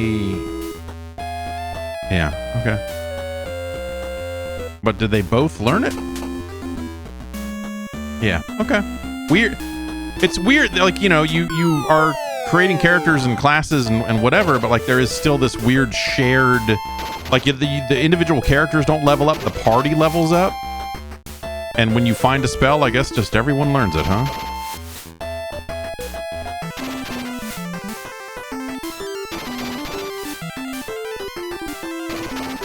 I mean, let's try Sting, I guess, next time. Okay.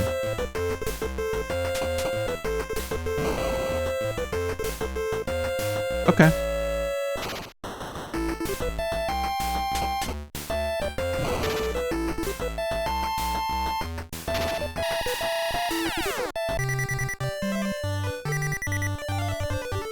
Ajax is awarded the leather.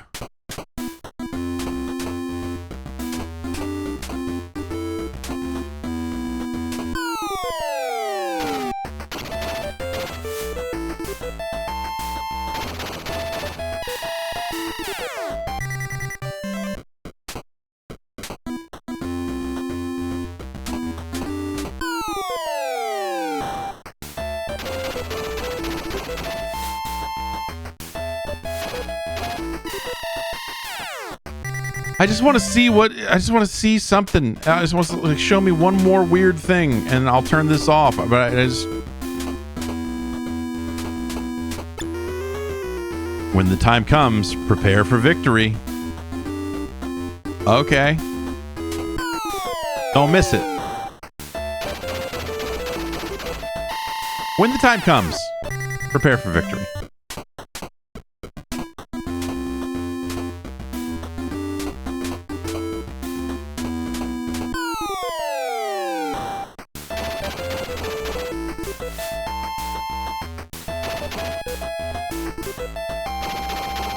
That was a pretty hard hit. I should...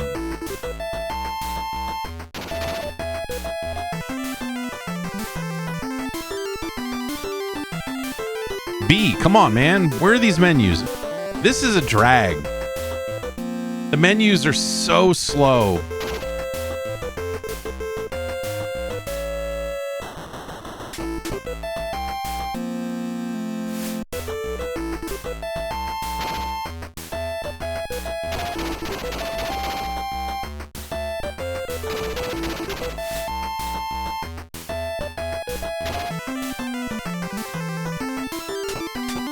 And the music is so much.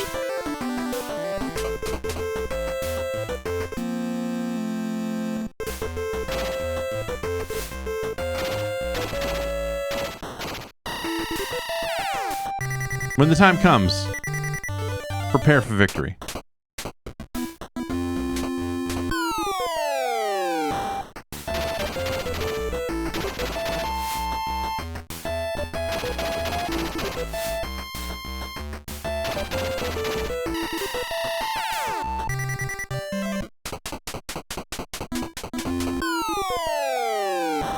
I wish I could like zoom this map out and get a sense of like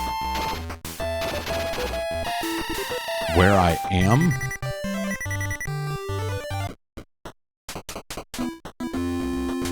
I guess that'll work.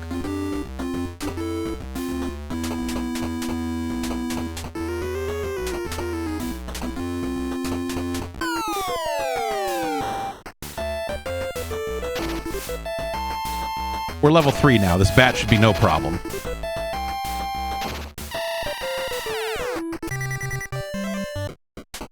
So if temples are only on levels 1, 5, and 10, how are you supposed to heal yourself during the rest of the game? That's my big question right now.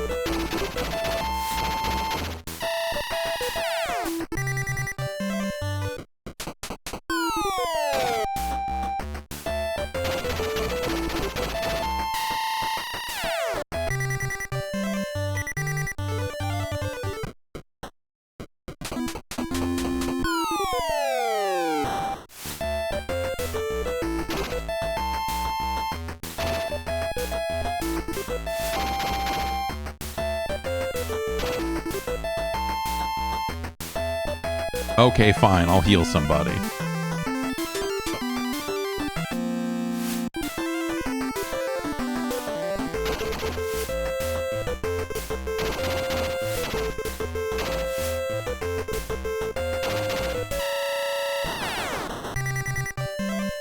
Ugh. Dude, enough. Let me walk.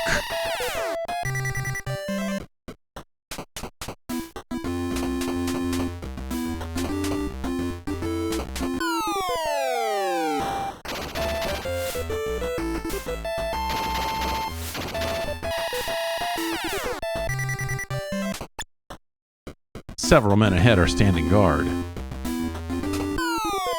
Like here? These men?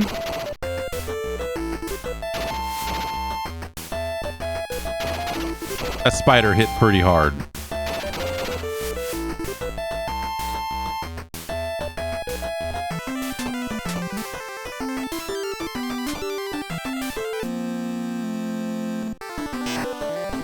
Only a magician may know spells. How dare you push the B button on a non-spellcaster? What are you, stupid?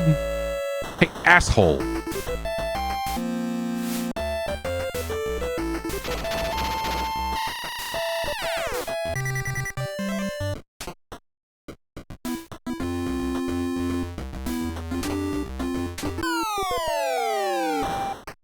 Oh, they were right. Several men were ahead.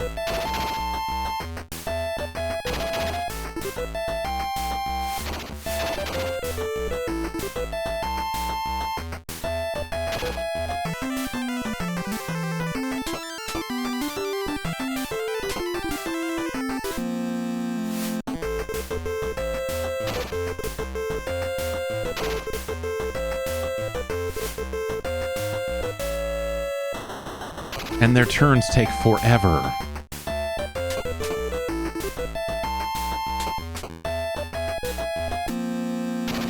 Well, was going to heal myself and then decided to heal somebody else instead.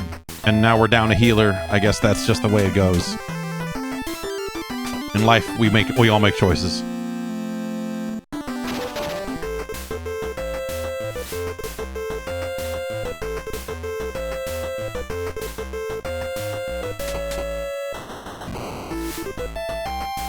Sting, not effective in the way I'd hoped it would be.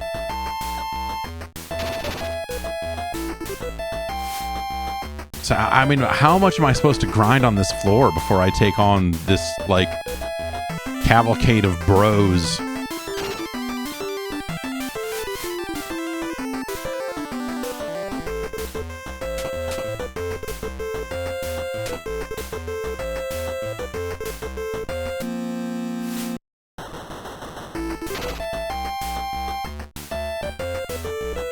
This guy's turn again. Keep healing, I guess.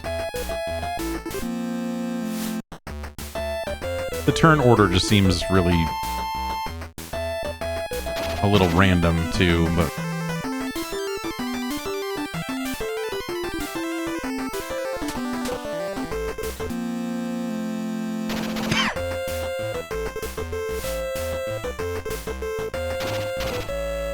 if you could focus on one enemy and like whittle them down in an intelligent manner, like imagine how much easier this combat could be if you could do that.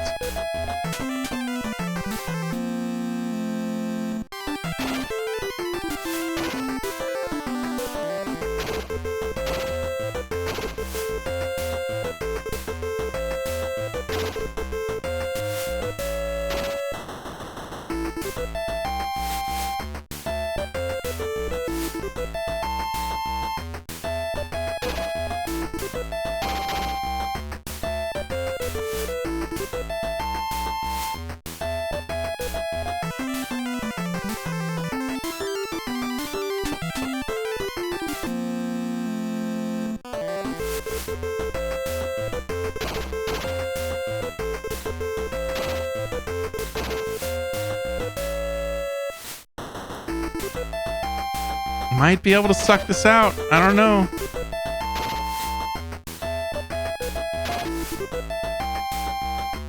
I need to prepare for victory.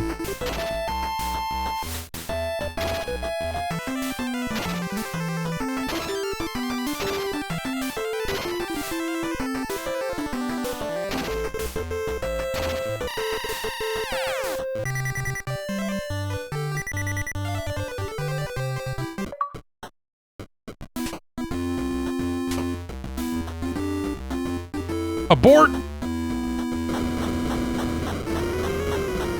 Why is the map doing that? So what do you think? Is there a way to heal? You think this works? No. The answer is no.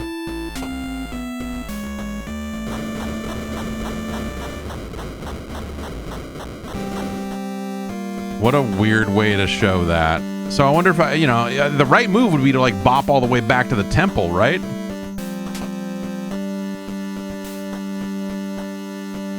Oh, are you shitting me? Wait. Okay, so that's the password for one character. Oh, wow. Imagine typing all of this back in.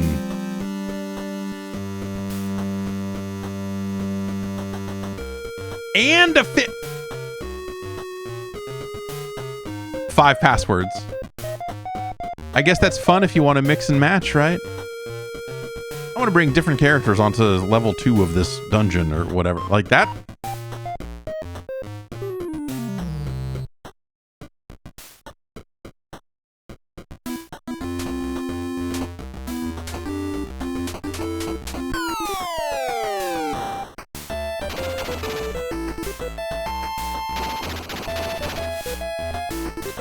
I guess I do have an ability to run, too.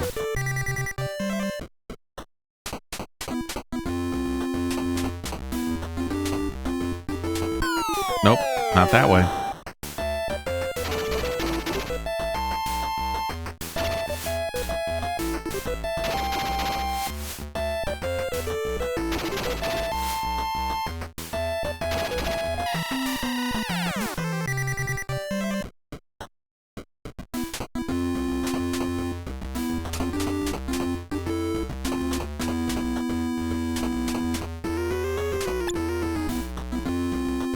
Yeah, no, I'm aware. That's why I'm back here on the first level. Because I'm curious to see if I can even make it to this temple, and if it brings my character back to life, or if she's just done. See if we can find out. All I can really do is...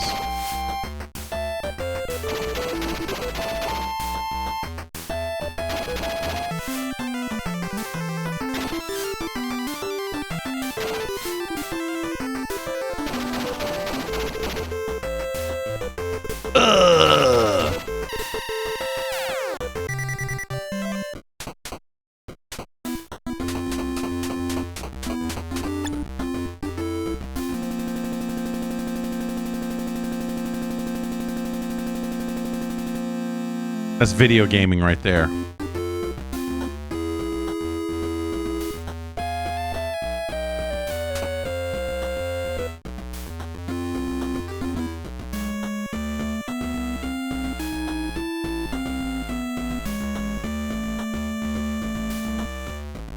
Three jats?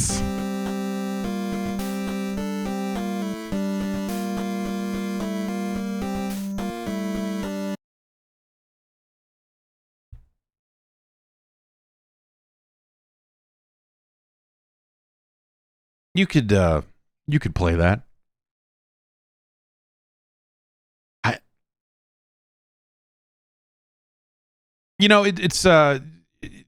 That's a game that I think if you streamlined it, you would have a better time with it. Because again, every time you hit a button, the time it takes for the menu to show up to cast a spell, or to look at your inventory, or to do anything, like all of that stuff takes too long. And so you're fighting with the interface while you're playing the game, and those two things rarely work out. But in terms of like bringing that type of game, and that is weirdly enough a 4-player game. It has like multi-tap support, which is kind of wild.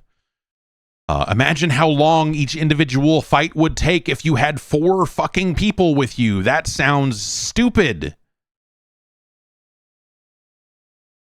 But an interesting idea, I suppose. Pretty standard first-person dungeon crawler.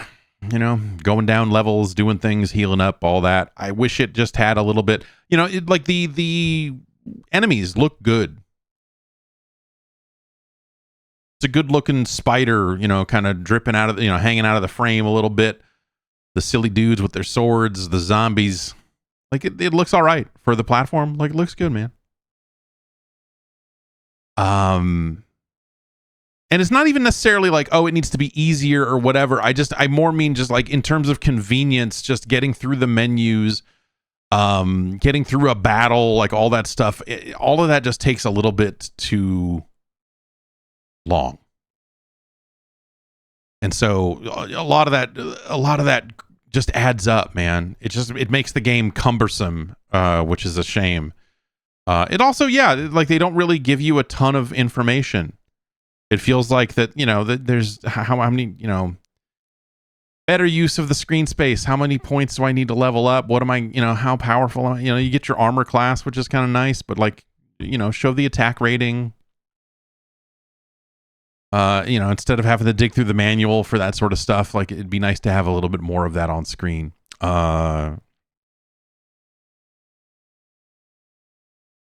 Highlights on the map when you find something would also be nice. Imagine playing that game and getting to like all these levels and then having to go back and find the temple and remember like, okay, which one square room on this map that I can't really scroll around and look at for reals is going to be the one that heals me. If I choose incorrectly, we're all dead. There's the kind of little things like that they could highlight on the map, and here's a colored square to let you know, hey, here's where the temple is. Here's an icon that lets you know where the shop is. Simple shit like that would also really help. But the auto mapping system is handy. It's definitely like it's how you want those games to be, in generally speaking. 5 passwords is really bonkers, though. I guess like the opposite side of that coin is that it does give you a weird amount of freedom when it comes to inserting characters into other parties or whatever, right? And as a 4-player game, like it makes sense, that you would want your character to be, saved in a certain way. So in an insane way, you're not, and no one did. Do you think anyone ever did this? I guess is the question, right? Like you could play at home and have like the sickest Ajax in the world, and then you take your password over to your friend's house, and he's got another character, and then you're like, "Yay, let's go! We're gonna get in there and fuck shit up." Like that's neat.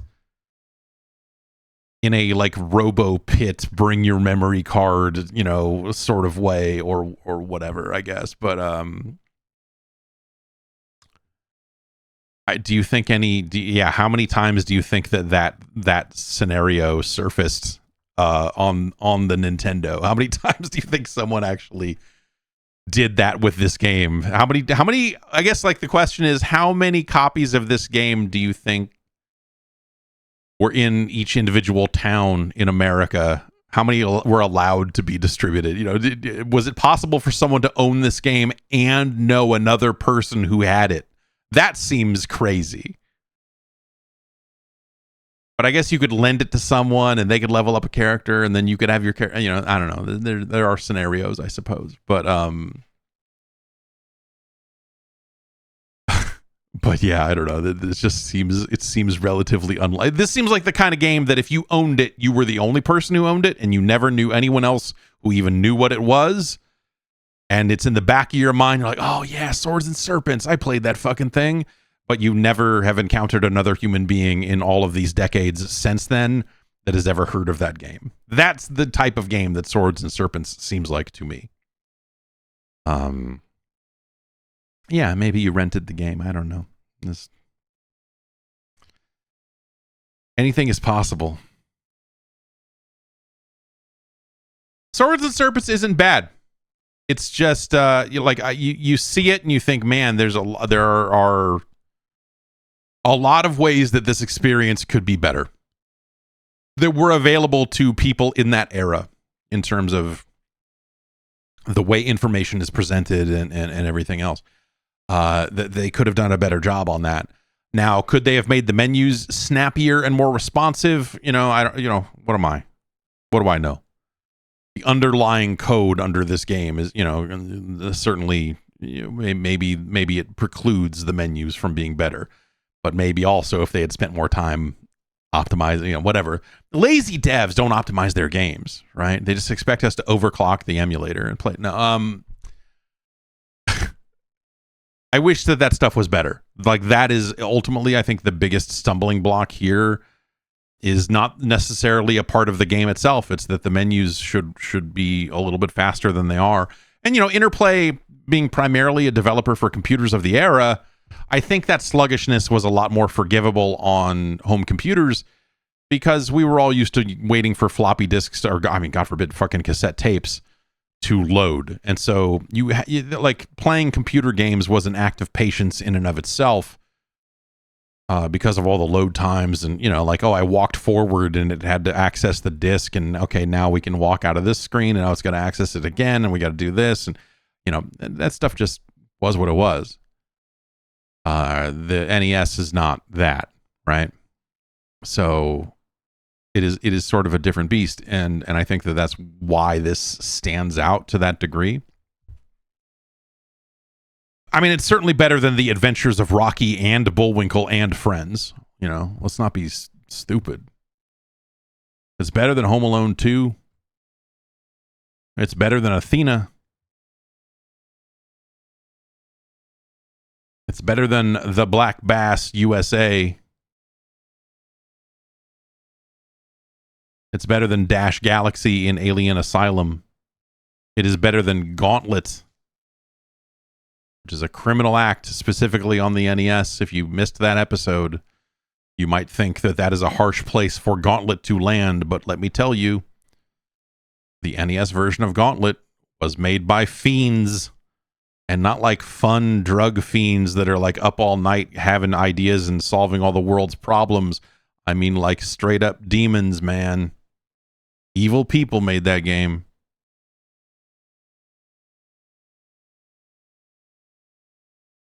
This is better than the Paraticus Conflict. This is better than the Cryon Conquest. It's better than Roller Games. It is better than WCW World Championship Wrestling. It's better than Hudson Hawk. It's better than B-52.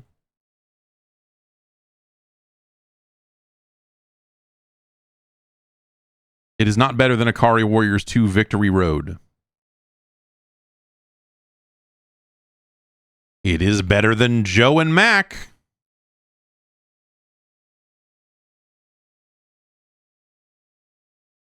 It is better than Big Nose the Caveman.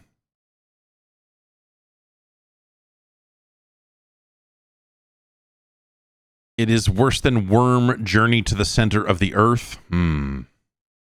It's worse than Crystal Mines. It's better than The Punisher. It's our new number 394.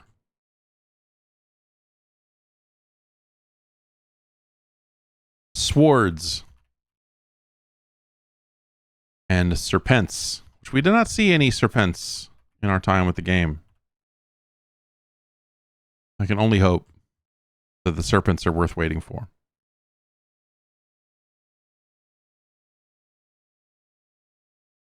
Okay, let's see.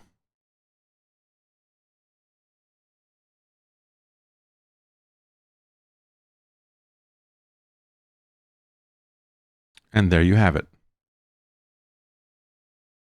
All right.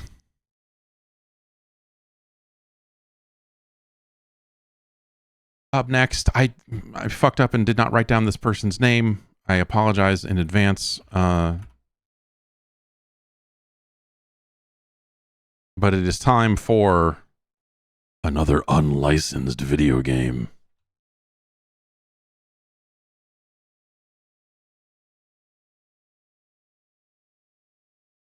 This is RBI Baseball 3. Designed with pride in Milpitas, California, US of A.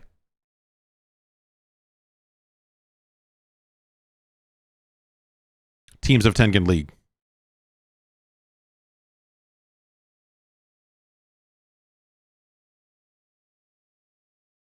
Press B button to select year. So they have like classic versions of some of the teams. So like they have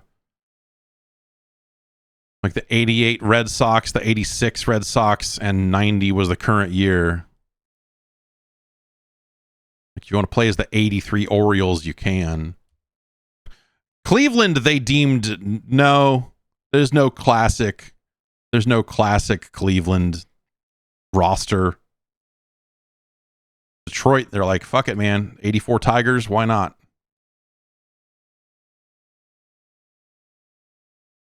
Oakland, I mean, Oakland was in the middle of their classic seasons when this game was coming out. So they're just like, fuck it, 88, 89, and 90 A's. Giants, kind of same deal. Like they had a couple of decent years there. 87 makes sense. 89 and 90 makes sense. Rangers, they're just like, nah. Well, 90, I mean, 90 would have been after. Was Nolan Ryan with the Rangers at this point?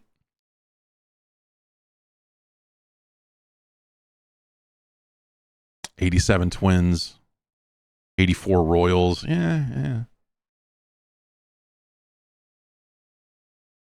It feels like that they sort of made interesting choices here. I maybe would have put like the 88 Pirates in there, maybe. Like, I don't know. Would you go back further than that? I don't remember. A lot of Dodgers rosters. 86 Astros. Okay. Let's play as the 87 Giants.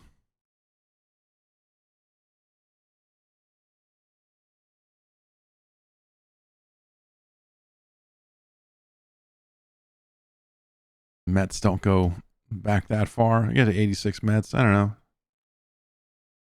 Expos, they're just like, no, man. Play against the Expos. Give me Mike Krukow. Mike Krukow, better announcer than a pitcher. He was a pretty decent pitcher, though, in his time. I wonder, we'd have to go back and look. I remember Atlee Hammaker being... very, when he was good, he was really good, and sometimes he was fucking not. You know what I mean? Kelly Downs. Yeah, all right. Rook. So, BB Catch. I mean, that's Bob Brenly, right? I mean, I guess the Players Association. I wonder if it's a case where they, maybe Bob Brenly had retired by the time this game came out, and so he was no longer part of the Players Association, and so they couldn't have him. I wonder. I mean, this would be Matt Williams here. He wasn't a starter in '87, right?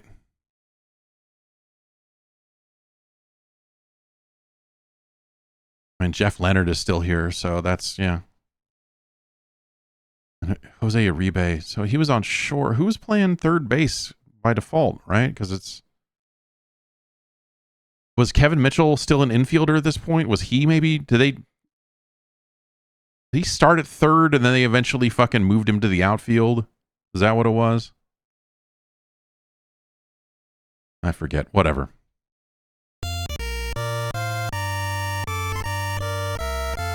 So this game is bullshit. Though it's neat that they had all that stuff, but they kind of, we had the Canadian national anthem. That's nice.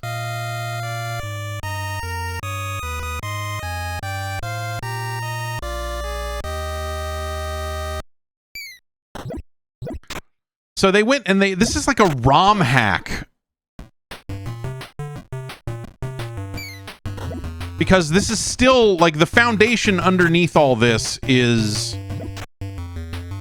Namco's Family Stadium series.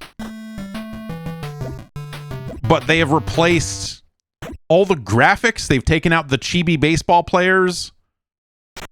They've replaced some of the music with stuff that isn't just like, the drums you would hear at a Japanese baseball game.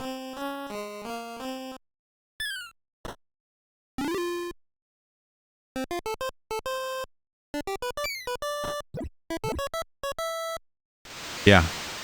Roller all the way to the wall, motherfucker.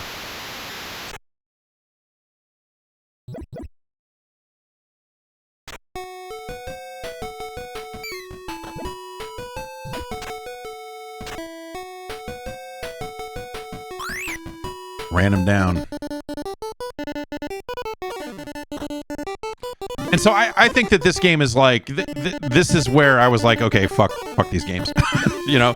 And they eventually brought this stuff to the Genesis, and they brought the RBI Baseball name to the Genesis with like none of the things that, you know, that made that cool.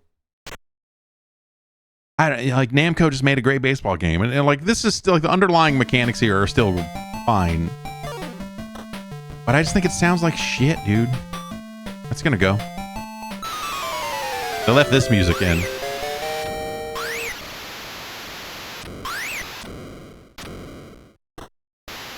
We'll replay for that ass. Bob Brenly goes yard.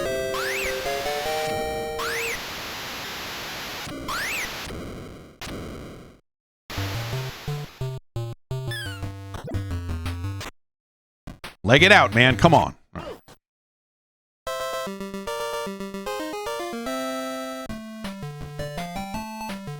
Timmy Reigns.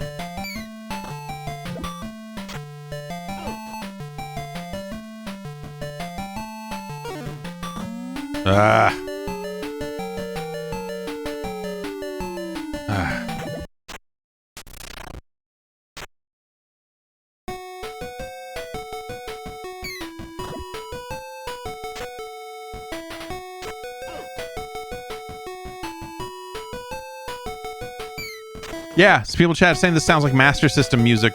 Yeah. Kind of does, doesn't it? This little tune here. Weird. I ran the wrong way. I fucked that up. I probably could have gotten there. Like the noise channel, like crowd noise being interrupted by the ball bouncing because it sounds real awful.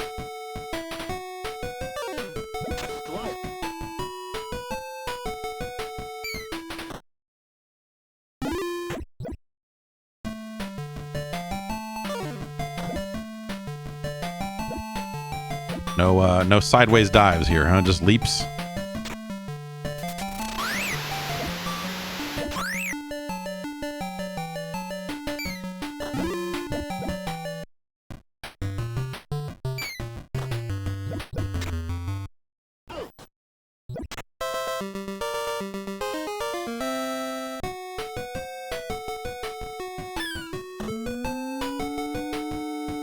Kruko, that'll fall.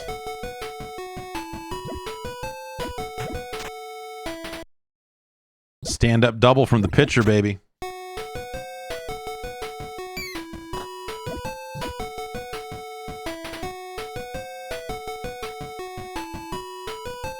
There's a triple for you. Fuck it, he's going home. Inside the park home run, fuck you.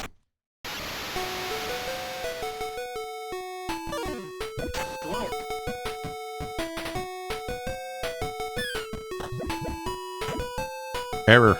We'll get there. Was it Jeff Leonard? He was the hack man, right? One flap down. Let these pitchers know that they ain't shit.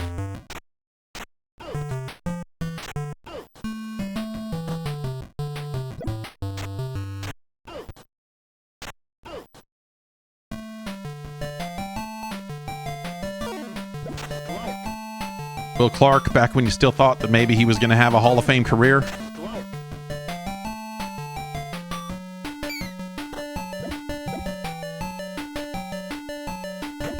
Will Clark had hit for power, and then at some point he decided he really liked the way Tony Gwynn was doing it and started hitting for average instead. And, nah, man.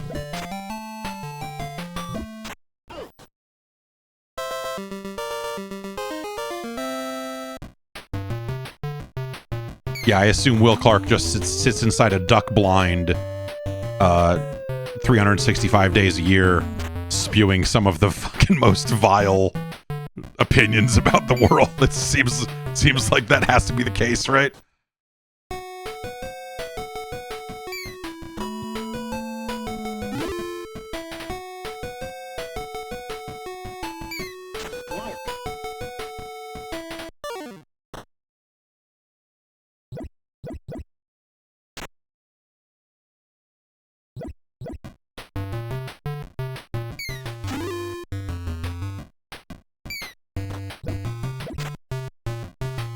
Reigns will get there. Of course he will. Yeah, Will Clark was borderline. Like he was a guy that like you thought like maybe he would get in the Hall at some point, and then it just just kind of didn't happen. But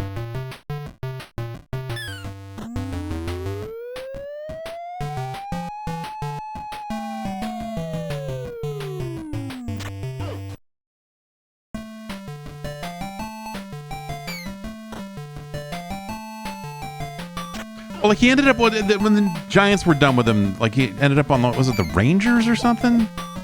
I forget where he played after, but man, it was just a.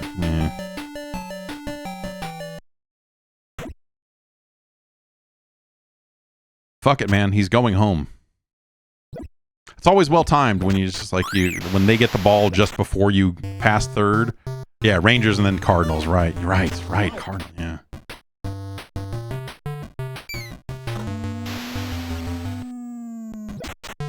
Huh.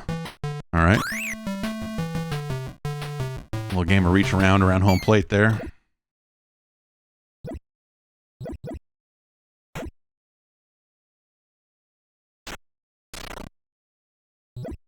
Oh, you're so slow. All right.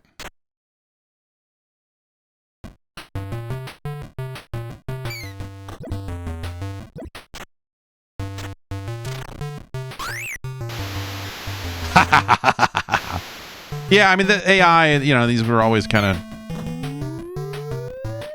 They're just things you can do to manipulate the way this game likes to play defense.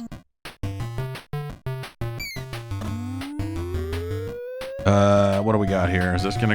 You're gonna get... you're gonna get there. All right. Oh, that was 3 anyway. Who cares?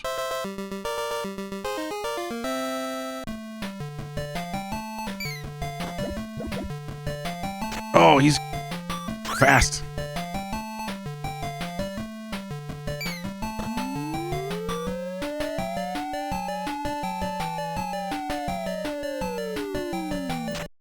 I think the music is bad. I think music's really bad.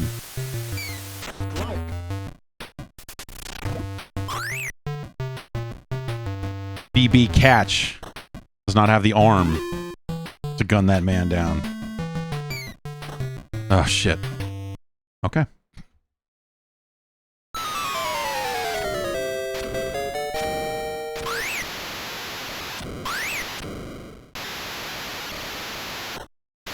I don't need to see... Can't... Okay.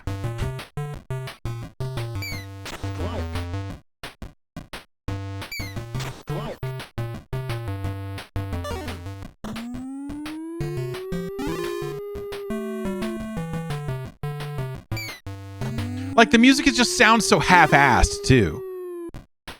It's just, it's not, like, the tunes are not good on top of, like, the changes they made, If they had put in something and it was like, oh, yeah, okay, it's got more constant music because they wanted to make, like, a more American baseball game or whatever, so they took out the fun drums and shit. Like, I get it, but, like...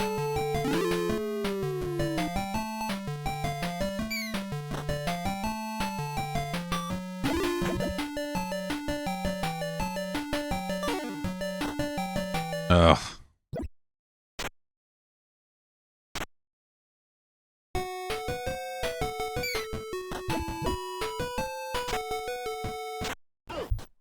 Kruko might be done.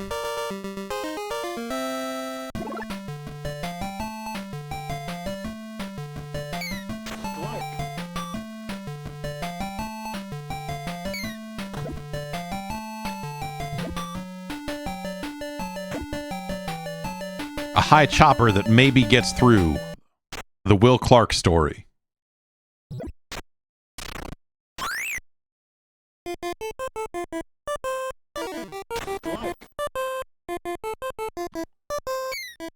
Don't worry, Chili Davis has your back to pop out foul.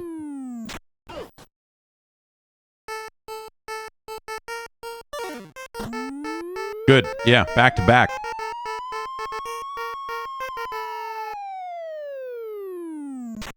Yeah, Will Clark never legging out a triple. Yeah, if Will Clark had to leg out a triple entire uniform would just be transformed into whatever the color of fucking chaw spit is.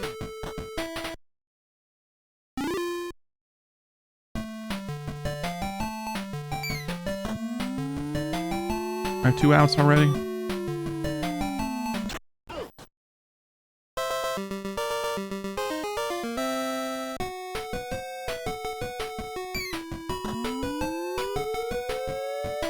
I was going to see if I could try to get out of this inning and, you know, then I could pinch hit for Kruko because I think he's just about up again.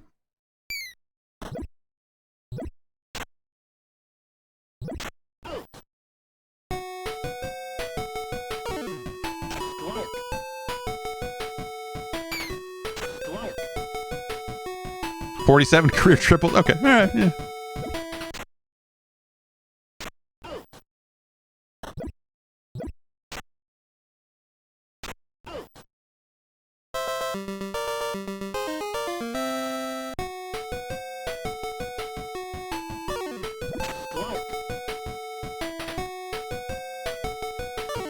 Ah, you mother.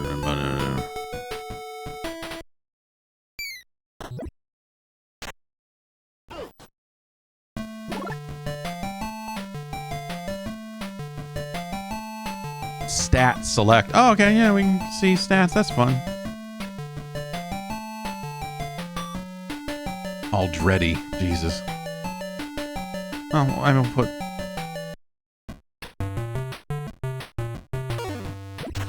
Good, yeah. Yep, yeah. Swinging at garbage.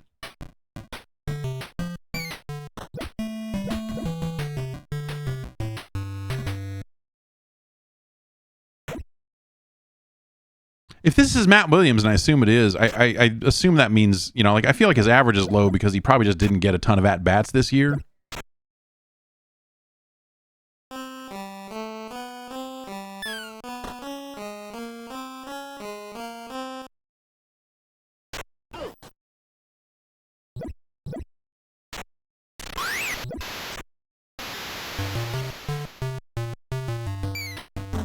I want to say he didn't really play much until 88, but I...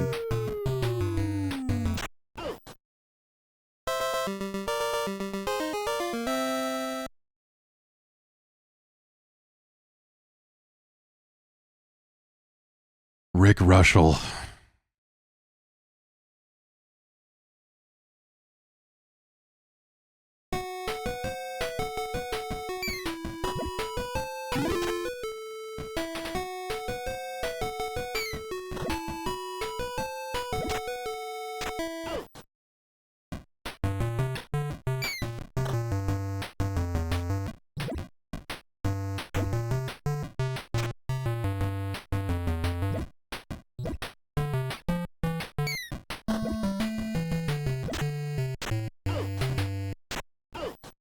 That's right.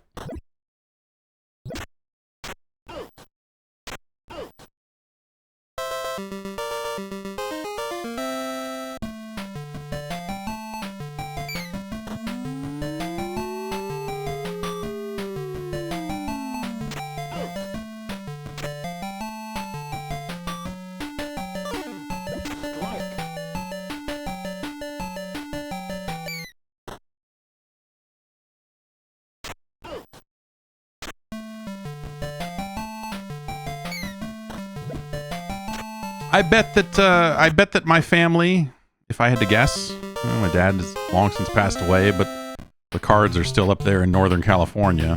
I should get those at some point, I guess. I bet that we have to, unless he's got them all himself. I bet we have the world's largest collection of Will Clark baseball cards and memorabilia.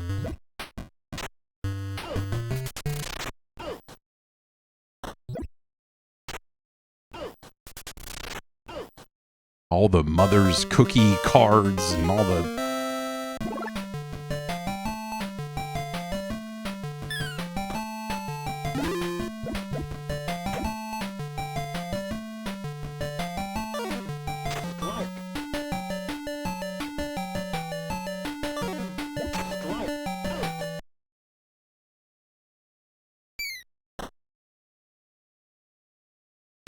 Jack Clark was also great. Yeah, yeah. Jack Clark is more like, that's like 1980-ish, like early, much early 80s, right? Jack Clark. I think when I first started watching, when I first was old enough to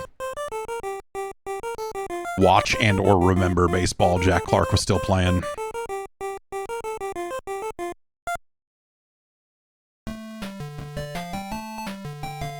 I remember that guy.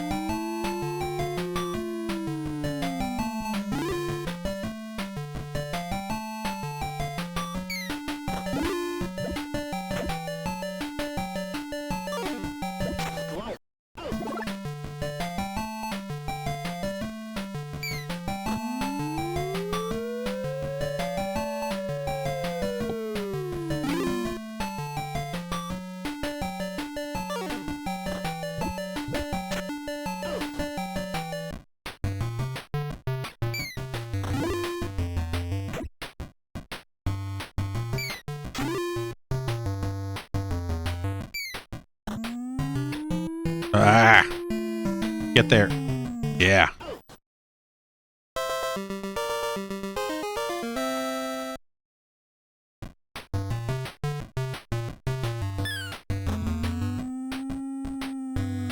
Even with one strike, Russell's just not.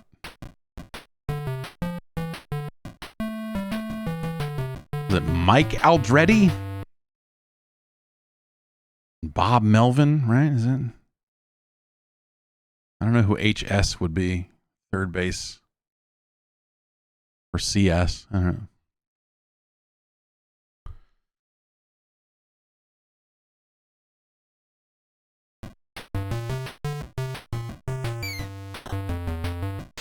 Great. Yep.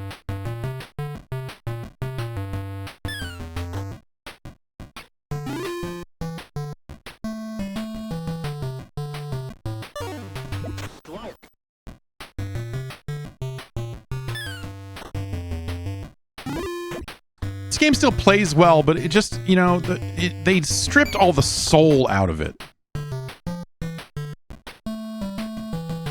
You know, and I see why, you know, like guys in a boardroom, you know, like whatever, man. I see why they would go, oh, we've got to. We really should make this game more American, you know, more representative of how baseball is here. And it's got all these weird drums, you know, whatever. And eventually, yeah, they would go on and make their own game and leave the Namco engine behind, at which point, you know, the game becomes completely irrelevant. So in some ways, this is kind of the last meaningful RBI baseball game, but even this one is still tainted. Now that's some Will Clark business right there. Right at him.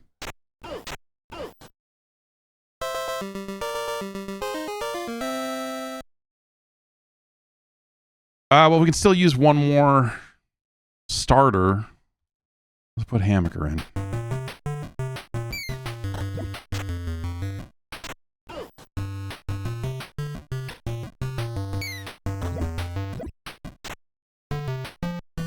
Are Sony still making baseball games? Yes, the show still exists. There was a job listing that they posted, I think this week, where they were looking for someone to make a AAA video game on PC. And so people are taking that to mean that the show is going to come to PC.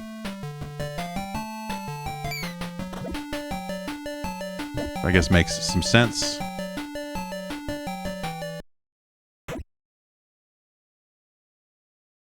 These slow rollers to the wall.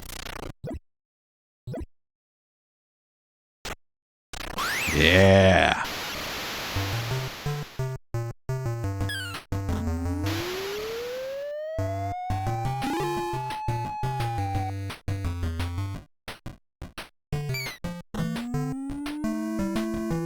No.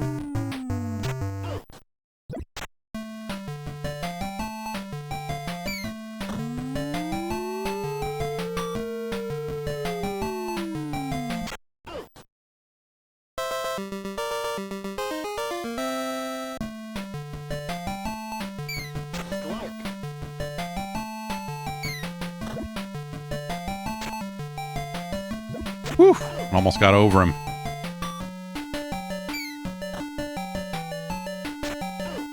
Jumped and grabbed it. That's right. Look at this. Pop.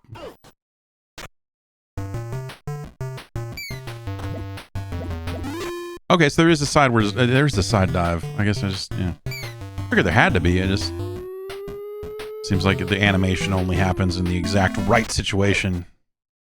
Underran that one. I had to jump at the last minute.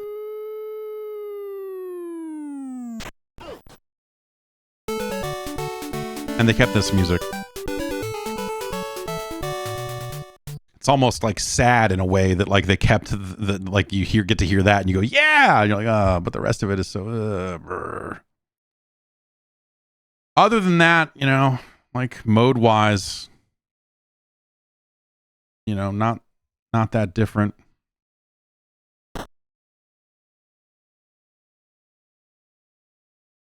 Oh, they put division leaders from 83 to 89. Okay, I see. So that's the specific choice they made. But in terms of this menu and a lot of this stuff, like this is pretty not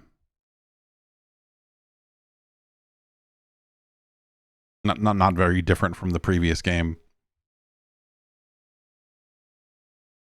I guess you could turn off the 10-run rule there.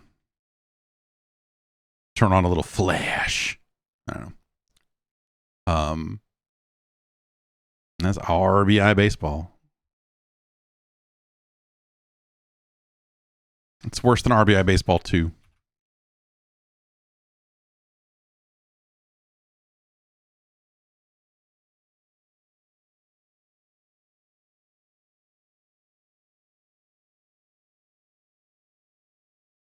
Yeah, I remember being really sad about RBI Baseball, you know, because it was like the only game that my dad was into. And so, you know, as it kind of got shittier and shittier, and then I remember getting a copy of RBI Baseball 93 or whatever it was, like the first Genesis one. I had an EEPROM, like a pre-release board for that. And I remember putting it in and just being like disgusted with the game that they had made because it played so differently. Like, say what you will about RBI Baseball 3 and when we will, but the underlying mechanism is still Namco's game. And Family Stadium is great. Like, it, you know, it was great for years. Like they brought it to other platforms. Like you can go play these games on like the X68000, you know, it's like this Japanese computer versions of some ilk out there. A version came to the PC Engine that wasn't released in the US, where they didn't call it Family Stadium because it's not family. It's not running on a family computer. And then, you know, in the 16-bit era, like there's a Switch game. There's a Family Stadium game for the Switch, and it is like not. Like they kind of, you know, like a lot of things have changed over the years, obviously, but like it's kind of that game in some ways. And, you know, good on Namco for having just like a great long running. I'd take Family Stadium over like Power Pro any day, for example. But it doesn't really matter here. I think this drops it below Bases Loaded 3. I think from just a raw baseball perspective, like that stuff's better, but I think that the stuff they do to the graphics and sound here really does drag it down quite a bit.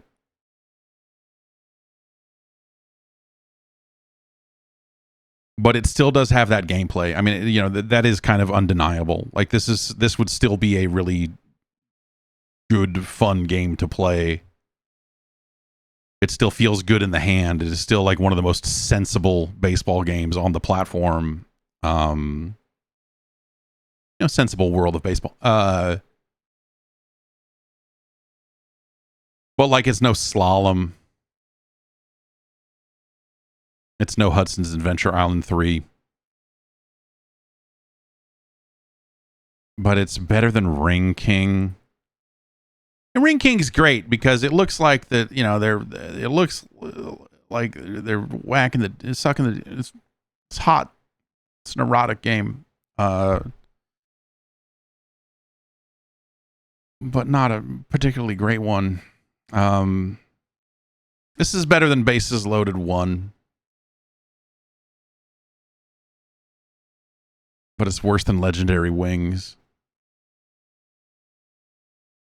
It's better than Super Spike V-Ball. That version of Road Blasters is pretty good. That version of Road Blasters is pretty good. This is our new number 147.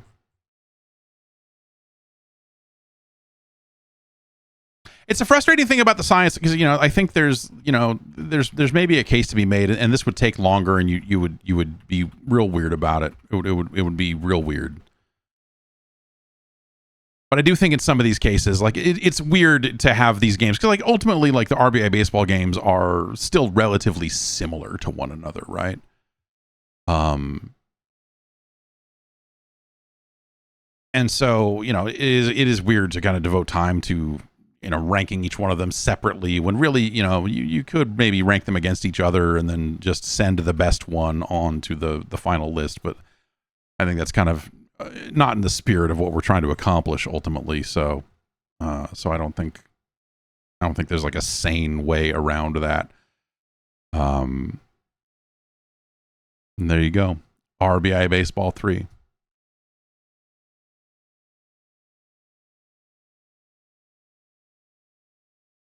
Disappointing ultimately, but again, under the hood, it is still Family Stadium, and that counts for a lot. So there you go. And that's going to do it for today, folks. Thanks everybody for coming through and watching. If you want to suggest games for the list, Patreon is the way. Join the advisory panel today, patreon.com/Jeff Gerstmann. You can also go read my first impressions of the ROG Ally Xbox Ally X. That's up over there. Short version, it's exactly as clunky as you thought it would be because Windows is still Windows. At the end of the day, Windows is still Windows. We'll talk more about that on the podcast. Along with Keeper, which I finished last night. That's a wonderful little game from Double Fine. That's out today. Kind of cool. I'll write something about that when I get a chance.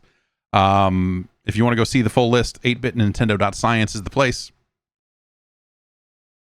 And you can see the remaining games there as well. And over on the Patreon, you get the ad-free version of the podcast, a weekly bonus podcast, all that shit, y'all. Candy apples. You do not literally get candy apples. Yet. I mean, we'll see. I'll be back next week. We'll podcast. We'll talk on Tuesday. Have yourself a great weekend. And until then.